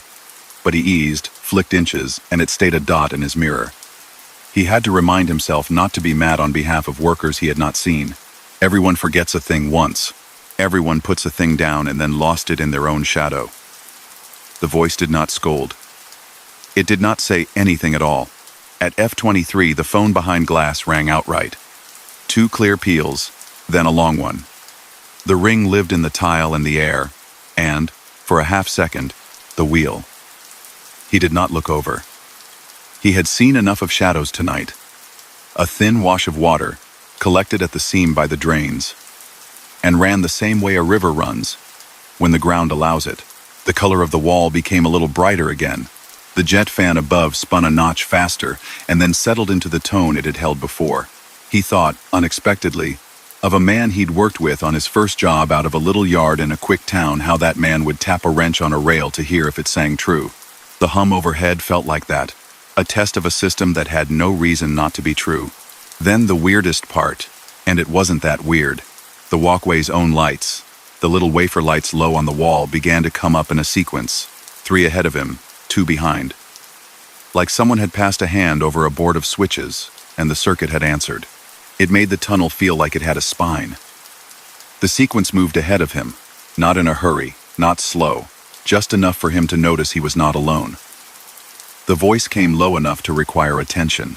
"Keep right," it said. Vehicles reported in bore. He was the vehicle in the bore. He wanted to laugh and did not. When the exit appeared, it did not announce itself. That's not how tunnels work. They take you in, and then you come out, and both arrivals have no edges, until the moment your brain agrees. The light at the end of things spread a little more than the overhead spread. It offered shape to the trees on the cut, the small color milestones on signs, the gray of sky 10 miles to the east. The jet fan nearest the portal coasted, then slowed, then did the dignified stop of something that's old enough to be itself. He rolled toward the mouth. His tires sang a slightly different pitch as the surface changed back to open road. The night outside felt taller. He glanced at his clock and at nothing at all, and set his mirrors to a fresh angle to catch the different light outside. The sign just beyond the portal carried 3 messages in a row. The middle one for him: night closure both bores, 0100 to 0500. Below it, smaller, use alt route. He checked the time again without wanting to. He had entered the tunnel at 1:23. He did not call anyone. There was nothing to report that would do anything for anyone else. 3 miles on, a turnout offered him a long view back along the ridgeline. From there he could see the tunnel face as a little rectangle of pooled light in the dark hillside. No traffic entered, no traffic left. A pair of hazard strobes burned at the portal in a slow, patient blink. Sometimes the world is doing more than one thing at once and doesn't feel obligated to explain how. He took the drop off the mountain with the patience it asked, no more, no less. The valley found him like it had been trying since he'd talked himself into the climb. The first town wore its streetlight halos, and the diner on the frontage had one truck under its canopy getting fuel, while the driver inside leaned the exact amount a person leans when they're counting gallons, but not in a hurry. At his morning stop, after the load had been nudged onto a dock and the clipboard compliments traded, he asked a man in a state maintenance jacket at the coffee urn whether the left bore ran contraflow last night. The man looked up with the friendly boredom of someone who works days on a road that does its most interesting work at night. "Nope," the man said. "Fans down. Contractor in there changing out gearboxes. Full closures all week. We clean it on both sides when it's like that. You took the detour over the pass? He opened his mouth to say yes. He said instead, yes. Because the other answer would have asked a second question. The man added cream to his coffee as if the day needed quiet and then said, as an afterthought, "We'll run test messages sometimes around midnight when folks get stuck in traffic and panic." Keeps the pipes talking. People don't like it, but it beats silence. He didn't argue. He had seen what silence looks like when it's heavy, and last night's voice had not felt like anything close to that. Later, in the truck, he rolled back the dash cam, curious. The camera did what cameras do. It saw straight, and it heard plenty. The tunnel looked like tunnels do: tile, light, recesses, numbers on the wall. The latter showed, angling into the lane like a gray underlined thing. The signs' fonts were the same fonts. The audio caught a voice, a little tinned out by mountain and space. "No stopping," it said. "Maintain 25. It said nothing about walkway sensors. It said nothing at all about workers. The phone's bell came through a little like a 3-note memory. He left it. Roads have ways of keeping their own records. He logged his time and washed his hands and made a call to dispatch about nothing, really, and let the night roll back out of the cab where the day needed to be. In the next tunnel he took that week, he did what he always did: low beams, steady hand, eyes on the marks, and a new little habit. He counted the recess numbers under his breath, not to conjure anything, but to stay present. He noted the blue lamps without waiting for them to blink. He listened to the fans, and thought about how someone long ago had written a script for a voice in a room under a mountain that would remind anyone inside to keep going. On some roads, someone will tell you that a tunnel is just a bridge you drive under. And maybe that's true, but it knows more about you for a minute than bridges do. It learns your engine note and returns it to you. It counts your axles without asking you how many you brought. It measures your patience. Last night, inside a tube carved into rock, the lights and the bells and the long quiet fan knew him well enough to carry him through to where the road remembered how to be a sky again. Story number 7. He crossed the prairie on a night so level it felt like a held breath. The stars were there but faint behind a thin lid of ice haze, and the road ran straight, a pencil line across fields that had gone quiet under a skim of melt and refreeze. His trailer was light enough that crosswinds would have complained if there were any. There weren't. The engine tone set a patient hum, and the reefer 2 lanes over did that far-off heartbeat thing some units do when the air decides to be still. He had a shortcut he trusted, one of those signed truck routes that peel off an interstate to rejoin it 20 miles later after bypassing a construction pinch. It wasn't a secret, just a 2-lane with generous shoulders that paralleled a high-voltage transmission corridor. Steel towers paced the horizon in careful strides, each one a measured lattice, each one carrying black lines like drawn strings from a giant instrument. In daylight, they were simple hardware. At night, they looked like ideas pinned to the sky. The first tower came up on his right. Its insulators glinted even in low beam, glass or porcelain catching light in little beads. Somewhere between the cab and the mirror, a faint insectile hiss introduced itself, no more than a suggestion at first, a dry crackle wrapped around silence. Then the CB, which he kept on low because even quiet company is company, gave a small, unprompted cough. No voice. Just that old, minimal sound a speaker makes when it remembers how to be a speaker. He checked the squelch, found it where he had left it tight enough to keep Skip out, loose enough to hear if someone a mile up the road had thoughts about a deer. The hiss was not the CB exactly. It lived in the air itself, the kind of sound wire makes when it's carrying a load on a damp night, a corona that goes from inaudible to sure when the humidity is right. He drove and listened without appearing to. It wasn't bad company. It was a reminder that electricity has a voice when it wants one. The second tower wore a sign at its base. Danger, high voltage, keep away. The warning was old-fashioned in its fonts, the words lettered like a schoolbook, which gave it weight without needing to raise its tone. He watched the lines droop in their patient catenary between towers, and somewhere in the part of his mind that likes to keep measurements, he noticed they sagged a little more than daylight usually shows, as if ice had built itself a thin coat, and then decided not to melt yet.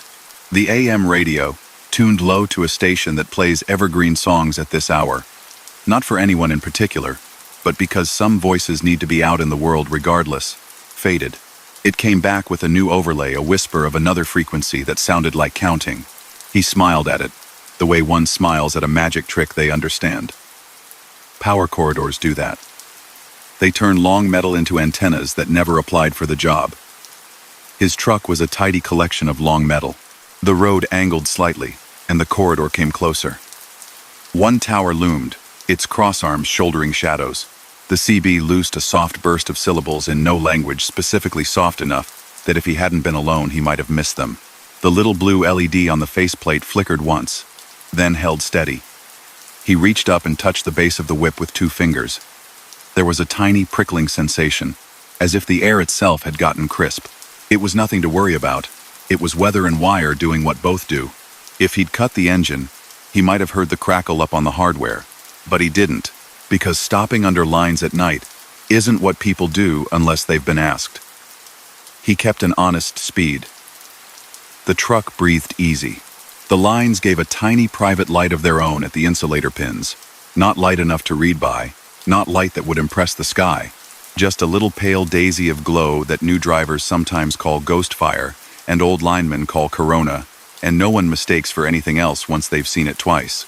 He took the next long mile and let his hands do what his hands know. The 2-lane flattened even more, if possible, and the cat's eyes along the center line lifted his beams and returned them in dots. Far ahead, a little town held the darkness down with 4 street lamps and a blinking red where Main met the highway. He eased a little more speed off, not because he needed to, but because every town, even sleeping, deserves the politeness you would show if someone stood at their porch and waved without moving. The first strange piece came not from the radio but from the mirrors. They both flashed a color that wasn't red or amber, just for a breath of faint icy blue kiss at the coil of his antenna spring, barely more than what your eye thinks it sees sometimes in the corner. He checked the mirror angles, found them as they should be. The CB popped again. This time it said a word with the exact clarity of a tape recorder clicking in the next room. The word was not a sentence. It was a phrase that felt like it belonged to a caution placard. "Mind the wire," he said. "Say again?" out of old habit, as if the ether were a friend that occasionally mumbled. The hush after ate the shape of his own voice, and gave him back only road and tires. He touched the squelch. He touched the volume. He told himself a slogan. Sound plus tiredness equals hearing what you want. He wasn't really tired. He had miles and a plan and coffee that stayed warm because the cup believed in doing that. The towers kept pace. The line sagged another inch in his mind, if such a measurement could be considered by a person through a windshield. The road leaned the tiniest lean, a false flat that only big engines feel. The hiss rose and fell, not with him but with the rhythm of the line. Peaks above him brighter, valleys softer, nothing dramatic. Just the physics of charge finding a shape. He rounded a bend barely worth the word bend, and saw ahead of him, low and dark across both lanes, a line of shadow that had no business being there. The high beams carved the night carefully the way good knives do. At first, the shadow was a bad seam in an old patch. Then it had height. Then it had a wrongness that isn't the wrongness of a branch or a tumbleweed or a bale of straw parted and blown stupid by a crosswind. It was a line drawn across his path at about the height of hood paint. He eased off, not onto the brake yet, feeling the trailer answer within bounds, eyes looking without flicking. Centerline, shoulder, ditch, tower base, the nothing on the horizon that is most nights here. He touched the brake in that slow way that keeps weight where weight belongs. The shape ahead lay exact across. His beams caught it and didn't love it dull, non-reflective, not rope, not cable in the ordinary sense. He brought the rig down to a firm stop with room a truck and a half-length shy of the thing, and only then let the hazard clickers take the air in little amber square beats. Saturday. He listened for the obvious. Other engines, the clatter of a late car, the whisper of a grain. Hauler a county out. Nothing. The CB said nothing. The hiss did not stop being itself. He reached for the phone and realized the bars were only pretending to be bars. Power corridors make a small, private world of their own sometimes. A person in a cab begins to understand how a pocket of air might decide to be a pocket and not a path. He did not step out immediately. He did what he had learned to do since the first winter he drove in places where the road says one thing and the shoulder says another. He watched. The line sagged slightly in the middle, which is what lines do under weight, under ice, under almost nothing if they are long enough. He watched the insulators on the nearest tower and saw the faint little lily of light again. He did not see that light on the line that lay across his road. He put the truck in neutral and kept his foot where it needed to be and rolled his window down an inch. Cold stepped in like a friend who asks permission and then sits anyway. A smell came with it. Not burnt, not clean. A mineral damp that might have been the fields telling him about their day. Somewhere, very faint. A zippering sound ticked, and then ticked again. He did not love that sound. He didn't hate it either. He checked his mirrors. Nothing in them except his own lights, a piece of tower, and the blue suggestion around the spring that might have been nothing at all. He set the brake and put on his vest, because that's what the vest is for. He stepped down with care. His boots hit the cold with their usual authority. The hazard tick talked him across the dash to the shoulder. He kept the truck between him and whatever the line was doing, because heavy and metal are good friends in storms, and they make good friends in uncertain nights too. He didn't get close. He did not touch anything. He didn't need to. From the safe angle, he could see it. A messenger or a static line. One of the smaller guys, sometimes strung above the big conductors to take lightning and guide it into the earth without ceremony, had let go at some hardware and slouched down to become a wrong horizon across the road. It wasn't dancing, which his nerves appreciated. It lay there with a lazy geometry, kissing the asphalt and lifting again, draped across the ditch, up to a pasture fence. It did not throw light. It did not have the attitude of a live thing. The hiss in the air belonged to the main lines doing their normal winter breathing. He returned to the cab and took the triangles out. Because a habit might be the only luck anyone ever really uses. He placed them in careful textbook measure down his lane, then crossed and set 2 in the other lane because the road deserved the heads up too. He sat again in the cab. The heater sighed a little and then minded its own business. The CB gave him a single good squawk, and then nothing. He tried a channel. He heard only weather read in a far county voice that did not belong to here.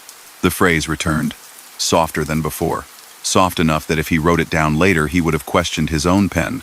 Mind the wire. He nodded once in spite of himself, and felt a little unhandsome for it, like a person who finds meaning in a fortune cookie after all. Headlights appeared a mile back, steady, not hurrying. He hit the work lights on the rear, and flashed a hand from the window when the cab came parallel, a local hauler, curtain side, driver lifting 2 fingers in the way drivers do who have learned that signs don't need mouths. He slowed and stopped, put a yawning space between his bumper and the line, and joined on the shoulder where Amber could have a conversation with Amber. "I got no phone," the other driver said through his open window, a statement not a complaint. "You?" He held up his screen. "No service." "I'll try the highway channel," he said, reached for the mic, and asked anyone anywhere to go ring somebody who rang somebody. A crackle, a pause, and then delightfully, impossibly a state voice answered, the kind of clipped calm one hears when a dispatcher is deciding which boxes to check. "Copy," the voice said. "We've got it. Crew en route." It was as if the line itself had carried his need to a person in a room lit by fluorescent half-day. He thanked the voice and felt, for a moment, like the antenna had gotten taller on its own. They waited. Waiting under a power line at 2 in the morning is not noisy exactly, but it has a quality of sound that settles under other sounds. The road breathed under them. A group of cattle in the pasture moved without going anywhere. The 2 of them didn't say much because the night had already filled the space. Once, a faint ribbon of light ran along the curve of his antenna spring, the kind of thing a person would convince themselves they had imagined if not for the other driver, saying, careful as if he didn't want to upset anything. "You see that?" he said. "I see a lot, and let it be." The first orange beacon arrived slow, as if it knew that speed would only make the scene feel louder. A utility truck with a bucket stopped short, then shorter, then parked its glow in a way that made the road visible without telling it how to be. 2 figures stepped out, small as anybody under metal that big, vests making little galaxies of retro-reflective white. They moved like people who have done this all winter, and some summers for years. One lifted a hand without drama. "Stay." They stayed. The crew walked the line from the ditch side, not the roadside. Boots crunched through crust. A flashlight painted careful arcs.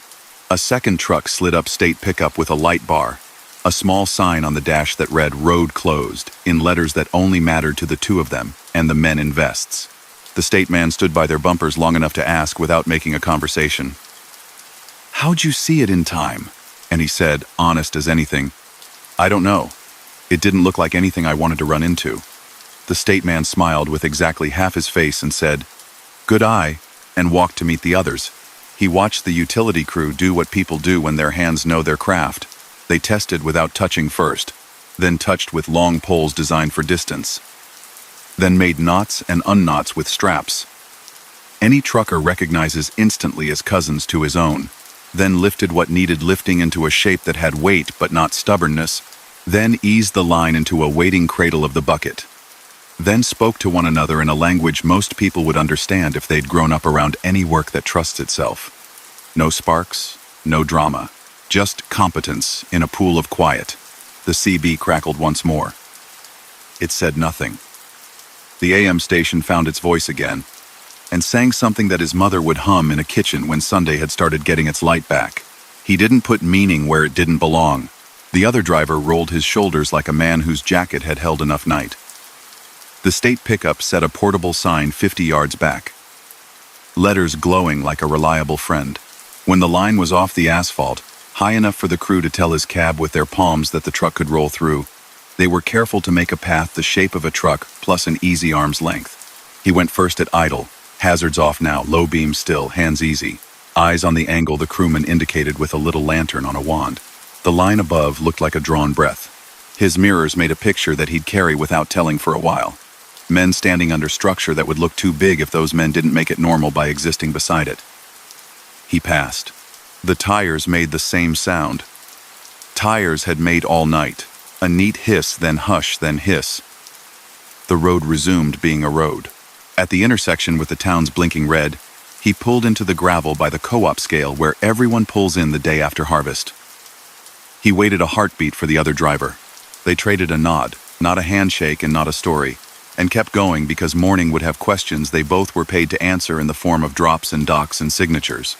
Later that week, later by 3 sunsets and 1 very fine sunrise, a stamped envelope met him at a fuel desk with the kind of formality that makes a person assume they've been fined. He opened it to find a simple letter printed on a laser printer that had learned to work in a small office full of windbreakers. It thanked him and the other driver for stopping, said a passing snow squall, and had iced hardware upstream in a way the design anticipated but didn't prefer, and enclosed 2 small magnets meant for toolboxes that read, in block letters, "High voltage, respect the distance." The bottom line added, "This area appreciates the way you saw what you saw." There was no signature, only a little line drawing of a tower that looked suspiciously like the one he now knew by its silhouette. He put the magnet on the inside of his cab door, where it wouldn't shout at anyone. He did not keep the letter where he would see it daily. He tucked it with paperwork and the usual pack of receipts that together make a life look like a ledger and a story both. A week later, while wiping a film of road dust from the dash during a long pump, he found, tucked near the base of the CB, a shard of something like fused sand, a tiny glassy bead no bigger than a grain of corn. It could have been anything road grit, a bit of the world that shook loose. He thumbed it and put it in the little well where coins go to be forgotten and remembered. He runs that corridor sometimes still when the schedule leans him that way. He knows how to read ice on a line with his peripheral vision. He knows that wires sing when the air is right, and that the song does not belong to him. He keeps his triangles where he can reach them, not because nights ask more often than days, but because nights ask quietly and deserve a quick reply. When the CB coughs without context, he glances at the sky more than at the channel and lets somebody else be wrong on the air without correction. Once, weeks after, he passed under the same span near dawn and watched, absolutely briefly, a seam of light walk along an insulator string in the periphery of his right eye, too modest to be a spark and too clean to be a trick. It looked like a minute lightning that had learned manners. He didn't point at it. He didn't make a note. He checked his speed and his mirrors and the way the day was going to begin. People talk about the prairie as empty. He knows better. It's full of measured things. Towers placed themselves at exactly the right distance from other towers. Lines sagged to length, someone proved with math and wind. Radios talk across counties because metal wants to listen. On certain nights, the advice a person needs arrives in a voice that feels like it belongs to equipment and air and miles of attention built by hands he'll never see. He has learned to hear it, and to do the simplest thing in reply. Ease off. See the shape. Set the triangles. Wait. When he wants to remember the feeling without engaging the memory, he touches the little magnet on his door, listens for the hum that isn't there in daylight, and thinks about how the world measures itself even when nobody watches. Then he goes on, keeping a little extra space between himself and the next thing. Certain that if a line ever lays a shadow across his road again, the crackle will fold a small, careful warning into the air, and he will be there to hear it without needing to know why. Story number 8. He took the 2-lane that stitched between the interstate and a quiet chain of farm towns because it shaved 20 minutes off his night, and because the road had a way of treating him fairly. The shortcut ran arrow straight, under a thin winter sky, just enough haze high up to turn the stars into a grain across the dark. Out to both sides, fields lay flat and paused, rows hidden under a scrape of frost. Far off, a water tower wore the name of a place that had once been on postcards. His trailer was light, the cab steady, and the air was so still that he could hear the rubber on the painted line when he nudged the wheel an inch. The route crossed a short-line railroad twice, the kind of track that served a grain elevator and a plastics plant, and then slept most of the week. He knew one of the crossings well. In daylight, he'd look down the rusty rail and see a field of torn stalks and an elevator leg standing like a periscope above the bins. At night, that crossing was simply a pair of gates, 2 red flashers, a wooden crossbuck, a bell that rang out a square, uncomplicated rhythm, and a blue sign with an emergency number and a little string of digits that meant this crossing and no other. He saw the approach signage early crossing ahead in black and white, then a diagonal sign with a small number reminding about clearance. Beyond that, the glow of the flashers woke, without preface. One moment the road was a straight piece of quiet. The next, red lenses beat light against the stillness. Left, right, the pattern like a steady thought. The bell took its own time. Ding, ding, ding. Not an old bronze bell with a hammer. An electronic tone that still managed to sound like hardware. Both arms lifted to horizontal, and then lowered neatly, each red lens tapping its beat at the tip. He drifted off the throttle, set hazards because he was alone and it felt right, and rolled to the white line. He looked down the right-hand rail, then the left. Nothing. The night let him see as far as a person honestly can. Trees crowded in a little where a windbreak had been planted long before any of this, their trunks a rank of dark pencils. To the left, a silo shape kept the horizon from being entirely flat.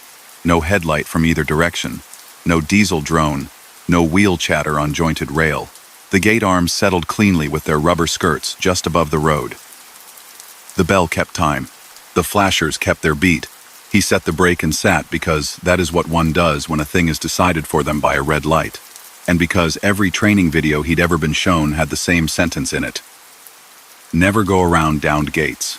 A minute slipped by as simply as minutes do when a person agrees to them. The bell's tone turned almost gentle by repetition. It did not hurry. It did not drag.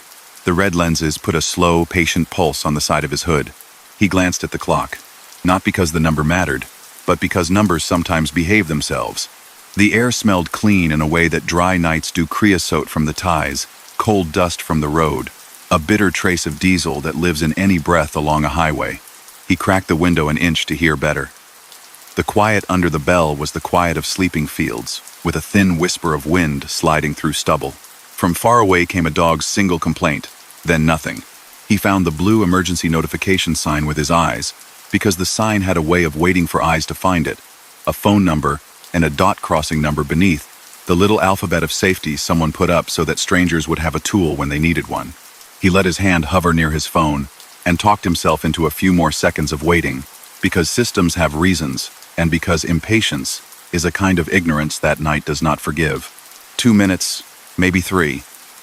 The gates did not move. The bell did not tire.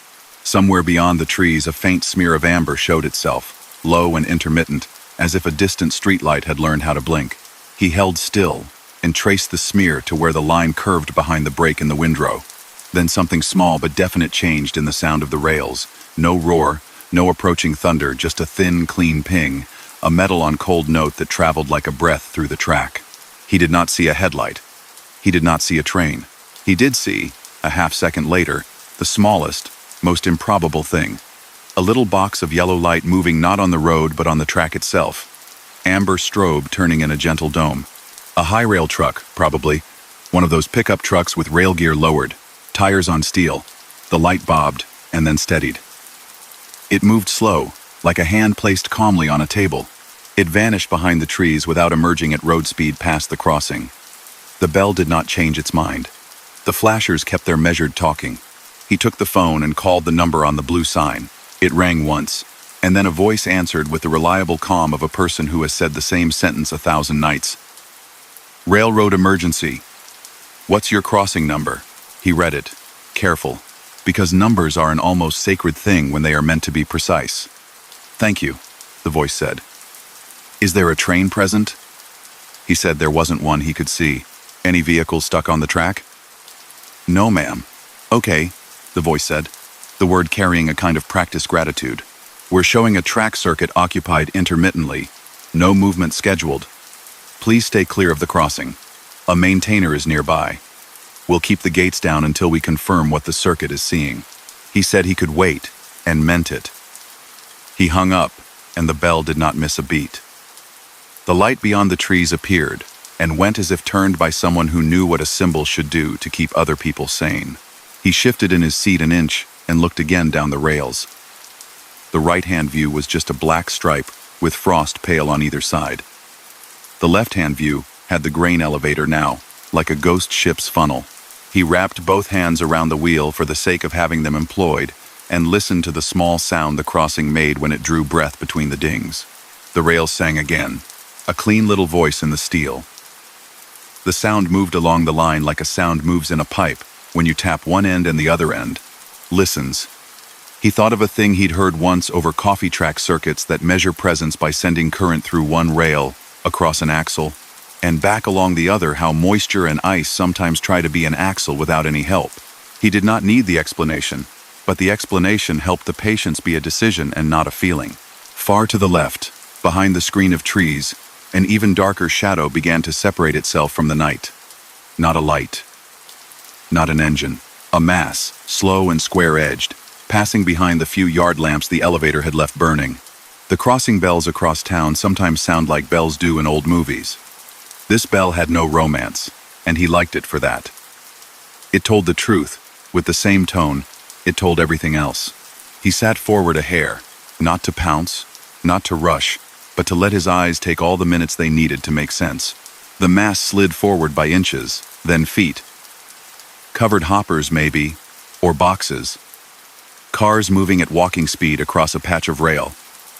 No one, except a handful of night workers, might remember.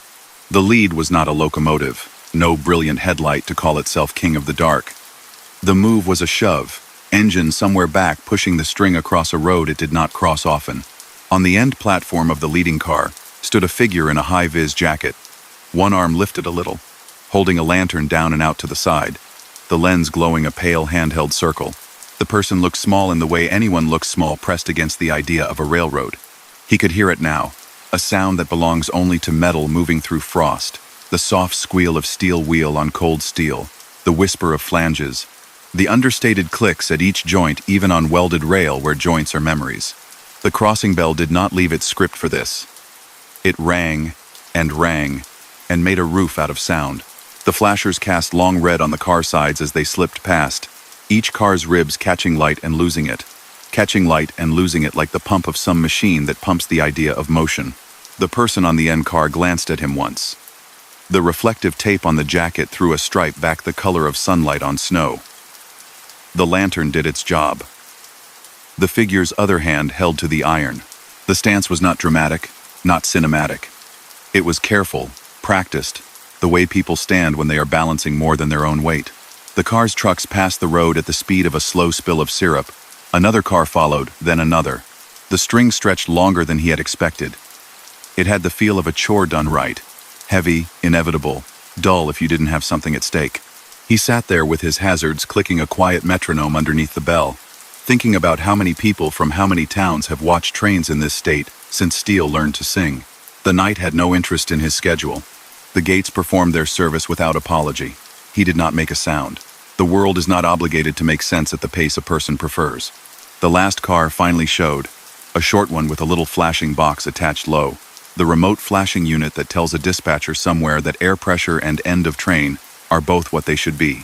The light looked like a heartbeat. It ticked past the post, past the bell, past his bumper, and into the rest of its own night.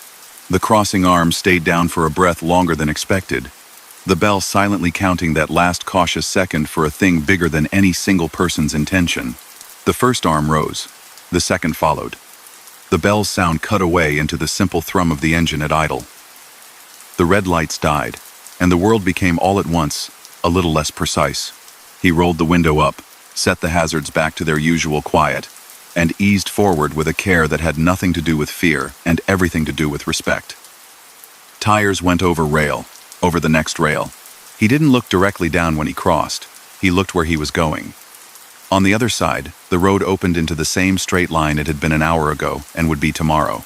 A minute later, his phone buzzed with a number not in his contacts. He answered, and the same calm voice from the emergency line told him, "Thank you for waiting. Thank you for calling." The crew had been shoving across the road in dark territory to clear some cars before morning, and a frost fault had woken the gates earlier than planned. "Better early than late," the voice said, and he agreed with a sincerity that had nothing to do with being agreeable. At the next town's edge, the blinking red at Main and the highway beat a tempo that, for a second, felt like the echo of the crossing bell. He stopped, looked both ways out of nothing more than habit dressed as superstition, and went when it was time. He pulled into a truck stop that had kept its lights honest for 30 years. He topped off because mornings go better when that needle is friendly. Inside, by the coffee pots, the bulletin board held a stack of free pamphlets about rail crossings, Operation Lifesaver, a logo like a little crossbuck, advice written in the gentle style of someone who has seen too many avoidable things. He took one without thinking. It felt right to have it near. Back in the cab, cup in the holder, hands steady, he thumbed back through his dashcam feed because time does that to people who are curious. The camera had seen what he'd seen. The red lenses, the clean motion of the arms, the long black blocks of cars moving through the frame at their own not-to-be-hurried speed. The mic had picked up the bell ding, ding, ding, ding, and then, under it, audible, if you turned the volume to an honest place, a voice on a radio somewhere that did not belong to his truck saying something simple and right. Keep it coming.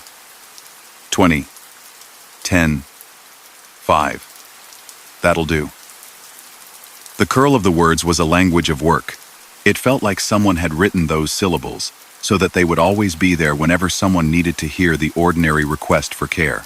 He saved the clip in the lazy way people save things half for proof, half for the comfort of it, and put the phone down in the tray where bolts and coins and receipts go to be themselves for a while. He drove the last hour into a morning that worked its pail along the edge of the world. The fields remembered their color. Packers woke at docks and made lists on clipboards, and made those lists mean something by moving boxes from one place to another. Days later, making the return, he took the same shortcut. The crossing looked as it always did, crossbucks, gates, a bell that practiced its story in silence. He slowed a little anyway, because some places teach you to glance an extra glance. He did not hurry through. Half a mile beyond, he noticed he was smiling without deciding to. The world had offered him a small lesson in the night, and had not asked for anything back, except patience. The only evidence he had was a pamphlet in the map pocket, a clip on a phone he might never show anyone, and the memory of a light on the end of a car, making a circle on the road just large enough to guide a stranger not to make a mistake. Sometimes the road is generous like that. It puts a gate in your way and rings a bell at a pitch that goes straight into the bones of attention. It holds you while something crosses that you were never meant to race. It gives back the path exactly as you left it, and asks that you do it all again tomorrow with the same care. He did. He ran the lanes and counted the quiet miles, and let the night give off its little extras, hear a hum under wires, There a new sign with old words, until the idea of sleep felt like a road too, and the last memory of red lenses, blinking against a dark field, continued to flash in a corner of his thoughts that would be there under his dreams like a crossing arm that knows when to rise and when not to. And that brings tonight's journey to a close 8 true trucker horror stories from the highways that never sleep. Out there, beyond the glow of your headlights, the darkness still hums with secrets only the road knows. If these stories kept you company through the night, give this video a like. It helps us keep rolling through the dark. And if you're new here, subscribe to the Sleep Haunt so you never miss another drive into the unknown. Until next time, keep your headlights bright, your mind steady, and your doors locked. Good night and safe travels out there.